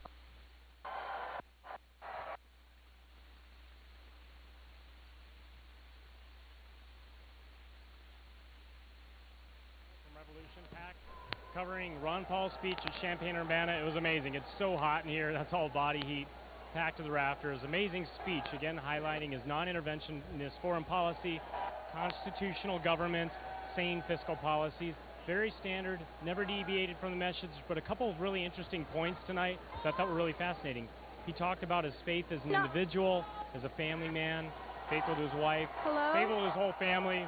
Amazing thing is that it dictates him on a personal level, but not from a government level, which isn't necessarily what we get from some of the other candidates. I thought that was a really wonderful way to engage that side of the spectrum, show his faith, but also that he understands that that has a place in his personal life, not in the governing life. I also thought it was amazing how he talked about the presidential authority to be able to stop certain things like the IRS, the tax bill, to help change America's policy towards taxing, towards funding, and so forth. I was just texting back through some friends during the show. It was really fascinating. My friend Shannon, we were chatting a little bit, and it was really interesting. She's kind of new to Ron Paul, and she was saying just how adorable and cute he is. I think a lot of us realize that he's just a humble man, really sane in his policies, intelligent, and genuine. We have some guests coming up. Fantastic. Ed and Rose, please come up. We have some guests coming. Ed, I'm Forrest. Come on in. Pleasure to meet you. Ed Shelton, come on up. Rose, come on up here. We got some wonderful guests. So we were, Rose, we watched you the whole time. We love you guys. We watched Rose, I'm Forrest, Jellic, hi, everybody here. So come on over here. I just want to ask you guys a few questions. We're trying to get a perspective from people in the audience. We saw Rose, a lovely Rose here, waving the flag the whole time. Married a Rose. He married a Rose, and you married a lovely one. So thank you so much. I can tell you're patriots. What brings you to Ron Paul's message? Oh, I've been following him since '74. We have an original patriot. Ever in Congress. In fact, a mentor of his, Larry McDonald, was an idol of mine that was shot down by the Russians in the plane over in '83. Wow, that's amazing. And what brings you to Ron Paul? Well, I follow my husband as much as I can. And she holds the flags too. She was doing a wonderful job. I know for me personally, I really like his economic stance. Is there any particular issue that you like, the non-interventionism or? Oh, yeah, I like all of it. Yeah, I like the liberty. It's all liberty. It's all, whether it's economic. Personal choice and personal consequences. Yeah. And how did you enjoy the speech tonight? Very good. Very good. It's warm in here. Yeah, and it's great to see so many young people. That's the answer. Well, and we love, actually, I love to see the older people too, because I feel like we're standing on the shoulders of giants, people like you that made it happen. Believe it or not, I had abolished the Fed bumper stickers on my car in 1974, and I had to abolish the IRS. We might have a Murray Rothbard fan here. I like. You had abolished the Fed in 1974. This is a trailblazer. You both have a lovely night. Thank you so much for coming. Thank you, Rose and Ed. God bless you guys. It's on the web. Yeah, thanks, guys. Rose and Ed, that was fantastic. I mean, just a large variety of people up here. And actually, I'm going to interview, I see Murray Rothbard. Come on up here. I know this gentleman. We have another gentleman here. This is Jared. Jared, is that a Murray Rothbard shirt? This would be a Murray Rothbard shirt. So how did you like the speech tonight? It was fantastic. Ron made a great case for economic freedom, personal freedom, foreign policy of non-intervention, and Ron Paul is the deal. He is the man. Is it a little warm in here tonight? It is very warm in here. I'm a big guy, but there were a lot of thin people that were sweating too, so it wasn't just me. Oh, I'm very wet under this jacket. So was there anything in tonight that you thought in his speech that was unique or interesting to you? Something unique? Well, I mean, Ron Paul always touches on freedom, and as he pointed out, that is a new idea, and I think that's unique amongst our political class at this time. I mean, basically, Barack Obama and the other three Republicans are the same people. They all want to firebomb foreign countries, and they all want to take away the Bill of Rights, and Ron Paul's the only candidate who talks about the Bill of Rights and stopping the wars, and I think that is paramount at this time. You know, and I thought one of the interesting things he talked about tonight was how he's a faithful man, but that doesn't have any place within his governing, which is interesting, which obviously juxtaposes Santorum. I think that's the first time I heard him say that. Anything else interesting that you caught? Well, I mean, to pick up on that point as well, you know, my family background is Jewish, and I know other supporters who are Muslim, people of no faith whatsoever, people that are different forms of Christianity from different sects, people that are Buddhist, Hindu. Ron Paul and the idea of liberty brings people together. And I can't fit that. He just nailed it. Jared, thank you very much. All right, appreciate it. All right, thanks. So that's Jared giving another perspective, another great speech. I believe we have a gentleman down here with a lovely tie. Why don't you come on up here? Hi, how are you? How are It's you, good to sir? see you. So what was your perspective? Introduce yourself to our audience. Michael Smick. I'm actually up from the 14th district up north. Been working campaigning hard for Dr. Paul. And are you a delegate? I actually am not, but a number of our delegates are down here. I basically was a petition leader to make sure that they were on the ballot, because of course we have a full slate of delegates as opposed to some of the other candidates. So. And I love the tie. It's a very nice tie. Yeah, is it? Absolutely. So what did you like about the speech tonight? You know, he is so commonsensical, obviously hitting the young crowd. Such a great reception. I think it really struck a nerve. Instead of all the typical talking points you get from all the other candidates, pretty much, as he said, kind of speaking above everybody else. Ron's a common man. I mean, he's a doctor. He's out in the field with everybody, serving his people, listening to what everybody wants, and in the end, it's freedom. And the energy into here tonight to me was very real. It's very warm. I'm sweating in front of the camera. Absolutely. How did it feel to you? Oh, it was unbelievable, and obviously. I got to ask you, how do you stay dry? Yeah, exactly. I was gonna say I wiped myself down for some pictures, but there was a lot of people that had never heard of Ron Paul. Certainly a lot of folks just on campus, and so, just talking to them, and hearing why they came, whether it was just to check it out, and talking to them afterwards, it made such an impact, because he does go across, bringing in independents, bringing in Democrats, bringing in everybody across everything, I absolutely agree. And I got to thank you, Mike. Absolutely. Thank you for all your work in the campaign, and I hope to see you out there. So take care. Some more perspective. It's been great here tonight. I think we're going to try to go outside if we get a chance tonight, see what it feels. I think there's going to be a lot of Liberty ruckus going on. The feeling, I think we got some, actually we got a lot of people to talk to, a lot of people lining up to get their perspective. We love it. We want to bring them in. This is Revolution PAC. This is your voice from a Liberty perspective. We're always going to get that perspective. A bunch of signs. We got a team coming up here. Who do we bring them on up, guys? Come on up. All right, here we have Moen, Neal, and Payam. Was that okay? Did I slaughter it? Okay. Come on in, gentlemen. How are you? I'm a fan of this sign, Ron Paul 2012. I say Ron Paul forever. So, are you students here at the university? Yes. Okay, I'm with Revolution PAC, and so some people are out watching this live stream. What brings you to Ron Paul tonight?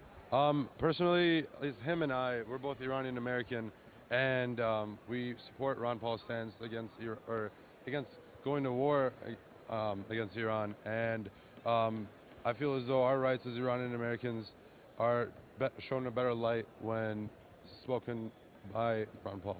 Yeah, and I would agree, and a lot of us come to Ron Paul's message through non-interventionism, and as a matter of fact, I was joking with some friends tonight on the drive down here in my car. My friend Fahd is Muslim, my friend Jared's Jewish. We're just all here for liberty for everybody. It doesn't matter. And so it's really nice to see that perspective. Aside from the non-interventionist stance, which we all agree with, is anything else that particularly brings you to Ron Paul that you enjoy or like? I think I support his economic standpoint with ending the Fed. A lot of his policies just within the nation, too. I think I personally have believed in for a while. That's pretty much it. Liberty for everybody, regardless of where we are, our religion, our nationalities, or none of that matters. Liberty brings us all together. This really encourages me to come here and see so many young people are fired. I mean, we're all sweating it out here pretty good. I'm in this monkey suit, and it's very, very warm. But again, another perspective. Gentlemen, I loved having you guys out here. So thanks for getting your perspective. Anything you'd like to tell everybody out there? You got Ron Paul? Support Ron Paul for 2012. Come vote on Tuesday. Thank you, guys. Real pleasure. Thanks for coming on up. Thanks, guys. Thank you. All right, we got some more, fantastic, some more perspective from a global view. Come on up. All right, we've got Michael. I'm Forrest. How you doing? Nice to meet you. So what brings you here tonight to hear about Ron Paul? Well, he's different than any other candidate. He doesn't speak poetry, doesn't fool the American public. He's straightforward. I lived in Guantanamo, Cuba. I was born there. I lived most of my youth there, and I tell you that this man speaks the truth. I lived in communism. I lived in an environment where liberty is oppressed, freedom, and this man here basically knows what. It's hard to explain. There's this fire in us, and especially in the youth. He's very different, very special. And I love that you said he doesn't speak poetry. he speaks real. Yes. And it's honest. And we get that too, and we really appreciate it and love it. And it's for everybody. You're a Cuban American now? Yes, I am. We just spoke with Iranian Americans. Yeah, I became a U.S. citizen in April of 2009. I'm very proud of it too. I love this country and what it stands for, but I think we are straying away from the truth and the Constitution. That's a true patriot. Is there anybody you'd like to say hi to right now? I would like to say hi to Congressman Manzullo. I worked with him on foreign affairs recently, and God bless America, and I love this country. Thank you. With gentlemen and youth like this, the future is very, very good. Thank Mike. Hey, welcome. It's great having you. Thank you. All right, awesome. Fantastic. This is just a great lineup. I mean, it's kind of like, this just shows that the message of liberty truly transcends our borders. It's just about the individual. It's about people. It's about us being free. So I believe we have another guest. Greg Sagar? Greg, come on up. I'm sorry if very difficult with the names. I'm Forrest Jalick. How are you? Nice to meet you. How are you? So what brings you tonight here to listen to Ron Paul? Well, we drove down from Madison, Wisconsin, so it was about a 5-hour drive. I sorry to interrupt there. I'm a Badger. I am a Badger. No. Hugs. Bring it on the hugs. I'm a Badger. We'll get you ladies in here too. I'm a Badger. So you drove all the way from Madison, Wisconsin to come here and see Ron Paul. What was your favorite message tonight? My favorite message, I mean, I'm a man who loves a good sense of humor, and when he said... the mic check. When he said, liberty means the right to do something dumb, I think all my friends pretty much looked at me and were like, all right. He gets it. Yeah, now we understand why this kid's obsessed with Ron Paul, so... It's the first time I've ever asked somebody and they asked, what is the favorite thing about Ron Paul? His sense of humor. I love it. He does have a good sense of humor. I like the mic check at the beginning when the mic wasn't working to catch up. I thought it was very, very sharp. Whenever he throws those arms up. So is there any other particular topics that you agree with, that you like with Ron Paul? Non-interventionism, foreign policy, the economy, what is it? Well, I gotta say, I mean, I think prior to Ron Paul, there were definitely a lot of politicians who were non-interventionists, but I think the Federal Reserve is that is the issue that drew me in 08. I was really big into investments, and I owned a couple, real estate investment trusts, and when I saw them start to crash, I suddenly, just like a lot of Americans, was kind of like stunned. Why are real estate prices going down? That's when I actually discovered Peter Schiff first, and then after Peter Schiff, and we've had him on our show. He's brilliant and he's a wonderful guy. I mean, basically ever since 07, my gold investments have done very well. So I view Ron Paul not just as a politician, I view him really, to some extent, as a financial advisor. I think I, like a lot of people around here, have made lots of money off of investments in gold, and thanks to him and Peter Schiff and everything. So I think to some extent he presents not just a political perspective, he really presents an entire view of the entire world, really. It's really a lens through which you view the world, and that lens is so enlightening to people, which is why you see the energy in these types of crowds. Madison has the Midas touch. So anybody you want to say hi to tonight? I want to say hi to all the people in Young Americans for Liberty back in Wisconsin, the Chi Phi fraternity. We just put up a banner outside our house yesterday. So shout out to those guys, and shout out to Ron Paul. We're currently petitioning in Madison, Wisconsin to try to get him to come by the 29th, by the April 3rd primary. Absolutely. Go, right. Go Badgers. Go Badgers. I better make sure somebody doesn't punch me in the face. All right. Very good. So we got a Badger fan in there, obviously. He came from the economic standpoint. We've got another gentleman waiting here to come in. Greg, yeah. I'm Forrest. How you doing? Nice to meet you. Yeah, pleasure. Now, are you here at the school here? No, I'm going to school at Sagar. I'm from the University of Wisconsin, Badger all the way, baby. We got all kind of Badgers in the Illini house. So what brings you down to see Ron Paul tonight? Well, my class got canceled this afternoon. Class got canceled tomorrow morning. I'm like, Sagar's like, let's go see Ron Paul. I'm like, let's do it. Let's do it. Let's go see Ron It's a hot house in here tonight, huh? No, I started sweating as soon as I walked in. It's March 14th and 80 degrees. That's unbelievable. We're in shorts and T-shirts. I mean, come on. It's like awesome. Bermuda. Is there any particular topic with Ron Paul that really resonates with you? The one that really got me to support Ron Paul was the fact that he wants to pull out of Iraq and Afghanistan and these stupid foreign wars that we don't need to be in. I mean, his commercial I love is where he talks about what if some foreign power just came in here and made bases and said... words and everything? Yeah. By the way, that was made by Revolution PAC right here. A great commercial. I love that commercial. That was a plug for Revolution PAC. As a matter of fact, to interrupt real quick, if you went to Google this week, you'll find out the Revolution PAC, out of all the super PACs, has more views than anybody else. You can look it up. They just had a press release, and they are the one that made this video. Yes, I love that video. That's what made me really think, like, yeah, that's stupid. I mean, what if someone just came in here and they, like, took over? I mean, that's dumb. Did I put you up to say this? No. Oh, no, not at all. That was unsolicited. No, yeah, for sure. And then I like Ron Paul out of all the GOP because he's the only one that, like, sticks to his guns. I mean, Romney, one day he does this, another day he does that. I mean, he's pretty much he's like a GOP Obama. He votes the same as Obama. I think he's just trying to get in office, so he said he's a Republican. We would agree. Well, thank you very much, Greg. Another Badger in the house. Yeah. Thanks for it was great having you. Real pleasure. So we have Yugen. We have Yugen, Nitesh, Swati, and Alice. Please come up. I love this. Looks like United Nations. I love it. This is my kind of place. It is United Nations. Oh, this I am very good. Yugen, Nitesh, Swati, Alice. Lovely having you. So what brings you? This is a big. We got to bring it in tight, guys, so we can get on camera. Bring it in tight. We're all friendly here. I don't want to. So what brings you here to see Ron Paul tonight? I found out about Ron Paul through Austrian School of Economics, and afterwards I signed up on Meetup.com to search for individuals around me, and I found them, and I was lucky enough to volunteer today, and I sat second row from Ron Paul, so I'm very excited. And Joe, did you want to ask me why? I'm going to go through every one of them. We'll got all kinds of good questions. What brings you here tonight? I just wanted to be more interested and more involved in Ron Paul's campaign and wanted to know what he was talking about, all his issues. Wanted to listen to him personally and just learn about everything he's standing for. Well, I'd always been interested in his policies and stuff, and they seem to make the most sense out of all the other Republican candidates that I'd seen. And I mean, I've always been more centrist, and so I've always had libertarian leanings. So when I saw the fact that he was coming to U of I got very excited, and I made sure to reserve a seat, and I just wanted to make sure that I was here to see him speak. And all the seats here tonight are hot. And how about you? I'm just very excited to hear what he has to say. I was very happy to hear he was coming to campus, and I just find that he's a very genuine politician, which is rare. So it's very exciting for him. It's true. He does just kind of speak like a normal guy. It's non-prompted. There's no teleprompter. There's nothing pre-written. He just speaks from his heart and years of experience and truth. So, after the speech tonight, what did you think? Anybody? Yeah? Good? I was very happy with what he had to say.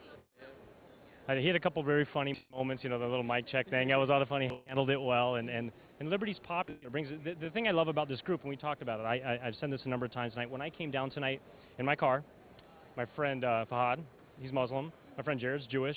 I'm Bohemian, and then my other friend Ryan's just all American. We're just kind of this, and I love that about this movement. It brings us all together. It doesn't matter who we are, what we are. Liberty brings us all together. For example, I'm from Mongolia, Wait a minute. Mongolians for Ron Paul. Yeah. Yes, Mongolians for Ron Paul from Champaign, Illinois. That's absolutely fantastic. Yeah. I don't even know what to say. That's just fantastic. And are you studying economics here? I'm studying business here. Okay, I like MISES.org. If you want to find out more from the Austrian perspective, I don't know if you visit their website. If you don't, highly recommended you do it. How about you? What are you studying here? I'm studying computer engineering with a minor in business here. I'm an international studies major, and I'm going to law school next year. I'm studying molecular and cellular biology, minor in business. I'm all outgunned up here. With folks like you, I think the future looks very great. So thank you. Anyone you want to say hi to before we bring up our next guest? Anybody? I want to shout out to all the Ron Paul supporters and in Mongolia or all over? All over the world. Like we have people from the UK, UK, Canada, other countries. Like, why aren't you guys voting for Ron Paul? Like, he makes sense compared to other people who are not very consistent with their policies. And Ron Paul's been, as far as I know, and from the information I'm getting, he's been consistent for the last 30 years on these issues. And I'll guarantee you has. We looked at his record. Yeah. Anybody for you want to shout out to? No. Okay. You're fine. The volunteers, because they did a great job. I want to say U of I and volunteers, well, thank you very much, guys. It was wonderful having you. Thank you for coming. Thank you. Thanks. Yeah, and I think we beat the record for Michigan, right? Yeah, this was packed house. Yeah, what was the number tonight? It looked packed. It was big. It was 4,500 RSVPs but it was gone with yesterday. So we just might have broken the record tonight for the pack. So go Illini. All right, guys. Thank you. It's good having you. Thank you very much. So there we go. It's wonderful. It just brings us all together. We're going to go to the shoulder mount, and we're going to take this on the road. So we're going to take a small little break, and then we're going to bring it back on. So thanks for joining Revolution PAC. Stay with us. We're going to move. So be with us.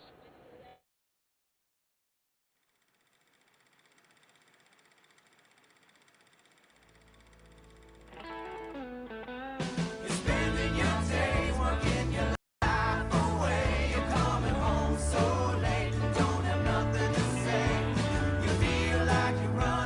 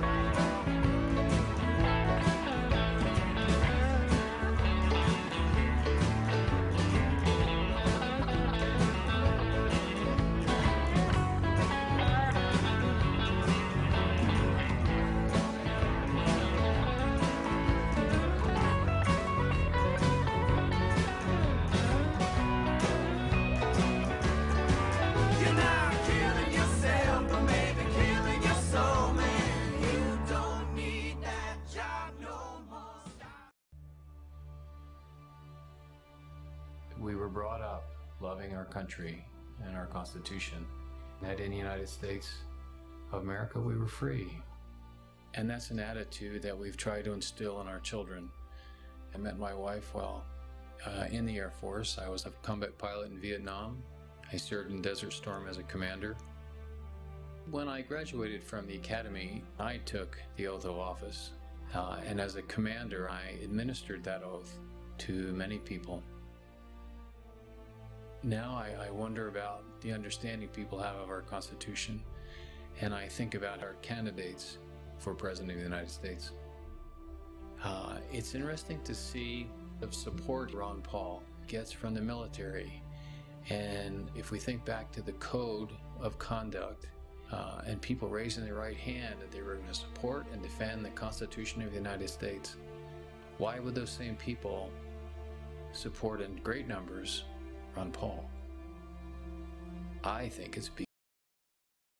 So I have to ask you, what brought you to Ron Paul tonight? Well, I have two main concerns, and I think Ron Paul is right on both issues.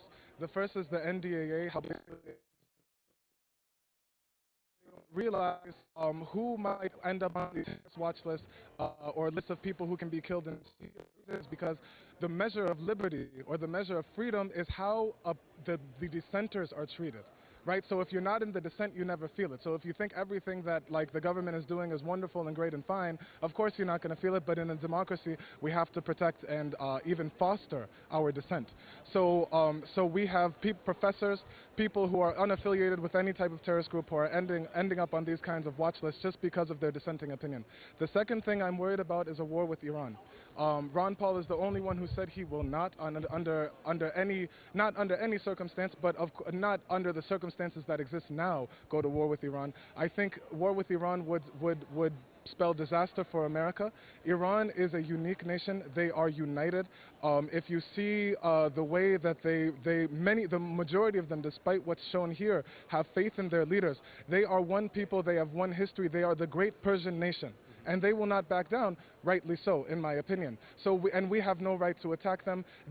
We've invaded, I think, 17 countries in the last 20 years. They've invaded 0 countries in the last 20 years. Saddam Hussein invaded them on our behest. Right. Yeah, so I think we should. I speak a little Persian. I lived in Uzbekistan, and my next door neighbors were Tajiks who speak Persian. I think the Persian culture is beautiful. I think that America has every opportunity to reach out and make friends and mend this relationship.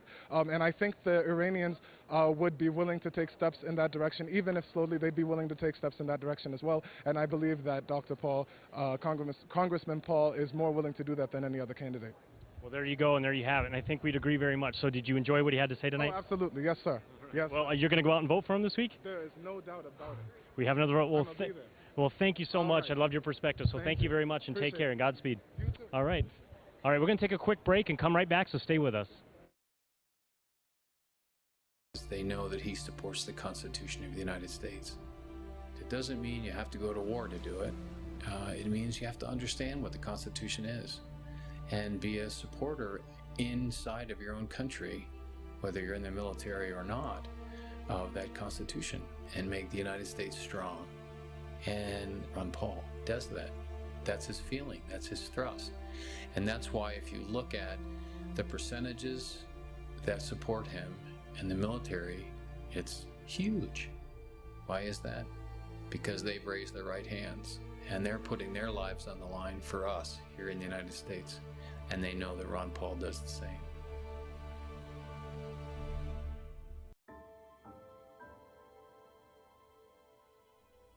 It was between 1972 and 73, but it was still a lot of prejudice around this area. My wife was sick, and I was trying to get some attention for her. Nobody came to check. They just left her there. All right, this is Full Force with Revolution PAC covering Ron Paul's speech tonight at the University of Chicago, University of Illinois in Champaign-Urbana. It's a little late. We found some Revolution PAC fans over here. Aaron, the guy behind the camera, you can't see right now, is doing a great job. We're going to take a little walk around and just interview some people and go outside, so come with us. We just saw inside here where Ron Paul just gave his speech. It's good and hot. I think he's going to tell me if I walk into something, but we're going to go outside. There was a lot of signs posted up outside for Ron Paul. Huge presence. I was told tonight that Ron Paul might have the record tonight, might have set the record from his recent speeches. University of Michigan, Spartanville, not in Spartanville, the Spartanland, had 4,000 people, I believe, maybe 4,500. I heard tonight that actually had more tickets than that. So hopefully that'll be confirmed shortly. A lot of people are just lingering here at the very end, but come on out. We're going to go outside, see what's going on, and get this wrapped up shortly. So come with us.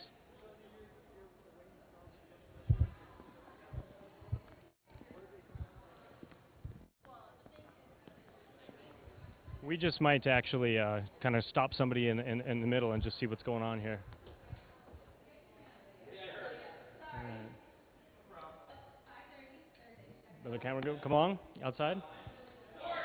I recognize, so we have a couple friends from Chicago. Would you come on over? We're on Revolution Pack right now. Come in, gentlemen.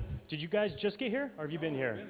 All right. So how did you come on in here? Come on in. Now we got a Blue Republican. For those we've had Robin Kerner on the show before. We're live in Revolution Pack right now. So you're looking good. Say hi.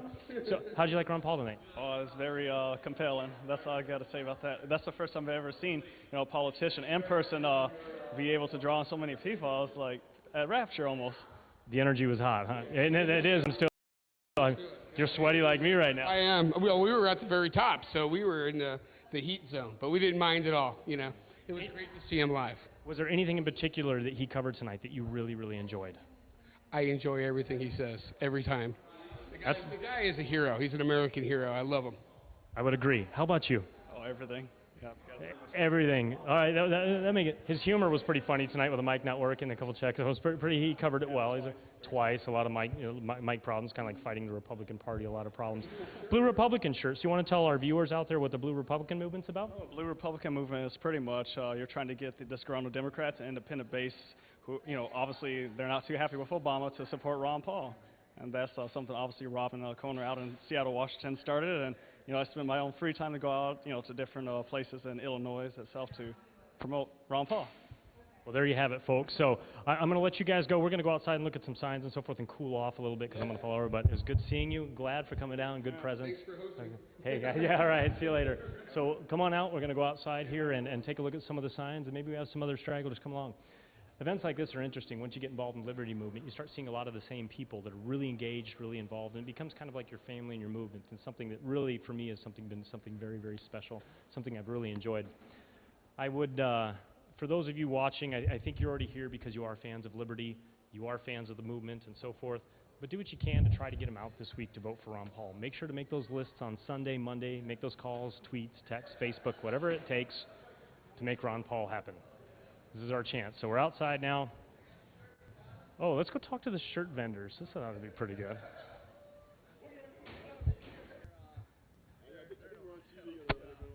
You're live on the web right now with Revolution Pack. How you guys doing tonight? All right, so bring it in. You guys want to come on? You guys all over at the Ron Paul event? Come on, bring it in tight. We'll finish off with you guys tonight. One idea we need, but Ron Paul's campaign needs to have. We need to audit the Fed. We need to audit the Federal Reserve.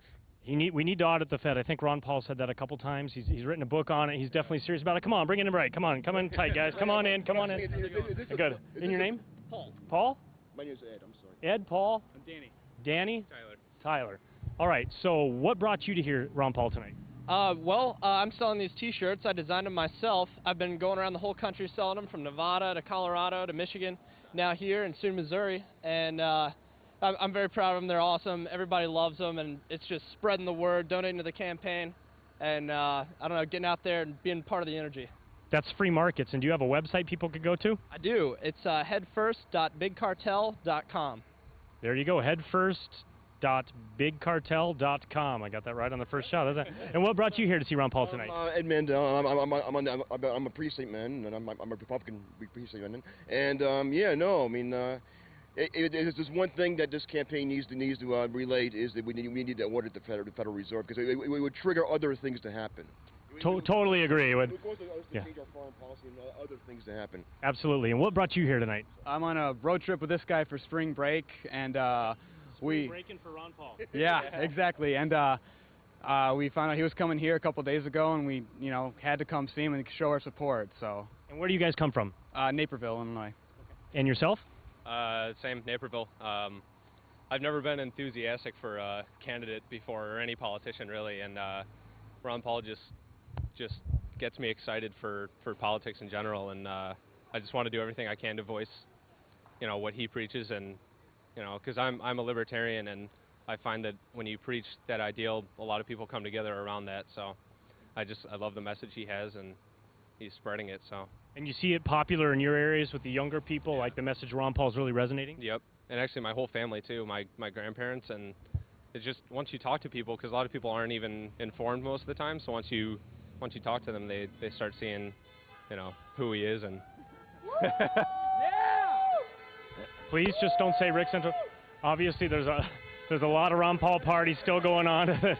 Yeah, we love it. Yeah, Ron Paul, they're fans. We all love him. So, anything you'd like to say to anybody out there right now before we sign out? Say goodbye. Is any message you want to relay? just keep spreading the word, keep spreading the good doctor's message, and get him elected. Definitely get him elected, start voting for him, because he's the only one that has a philosophical platform that anyone should agree with, really. It's important to remember that we want him in the White House, but win or lose, it's all about spreading that message. And I know. Audit the Fed. And audit the Fed. And what are you guys going to do Tuesday? I'm going to vote for Ron Paul. All right, that's it. Vote for Ron Paul. So this is Forrest Jellick with Revolution PAC. We're going to sign out. Thank you.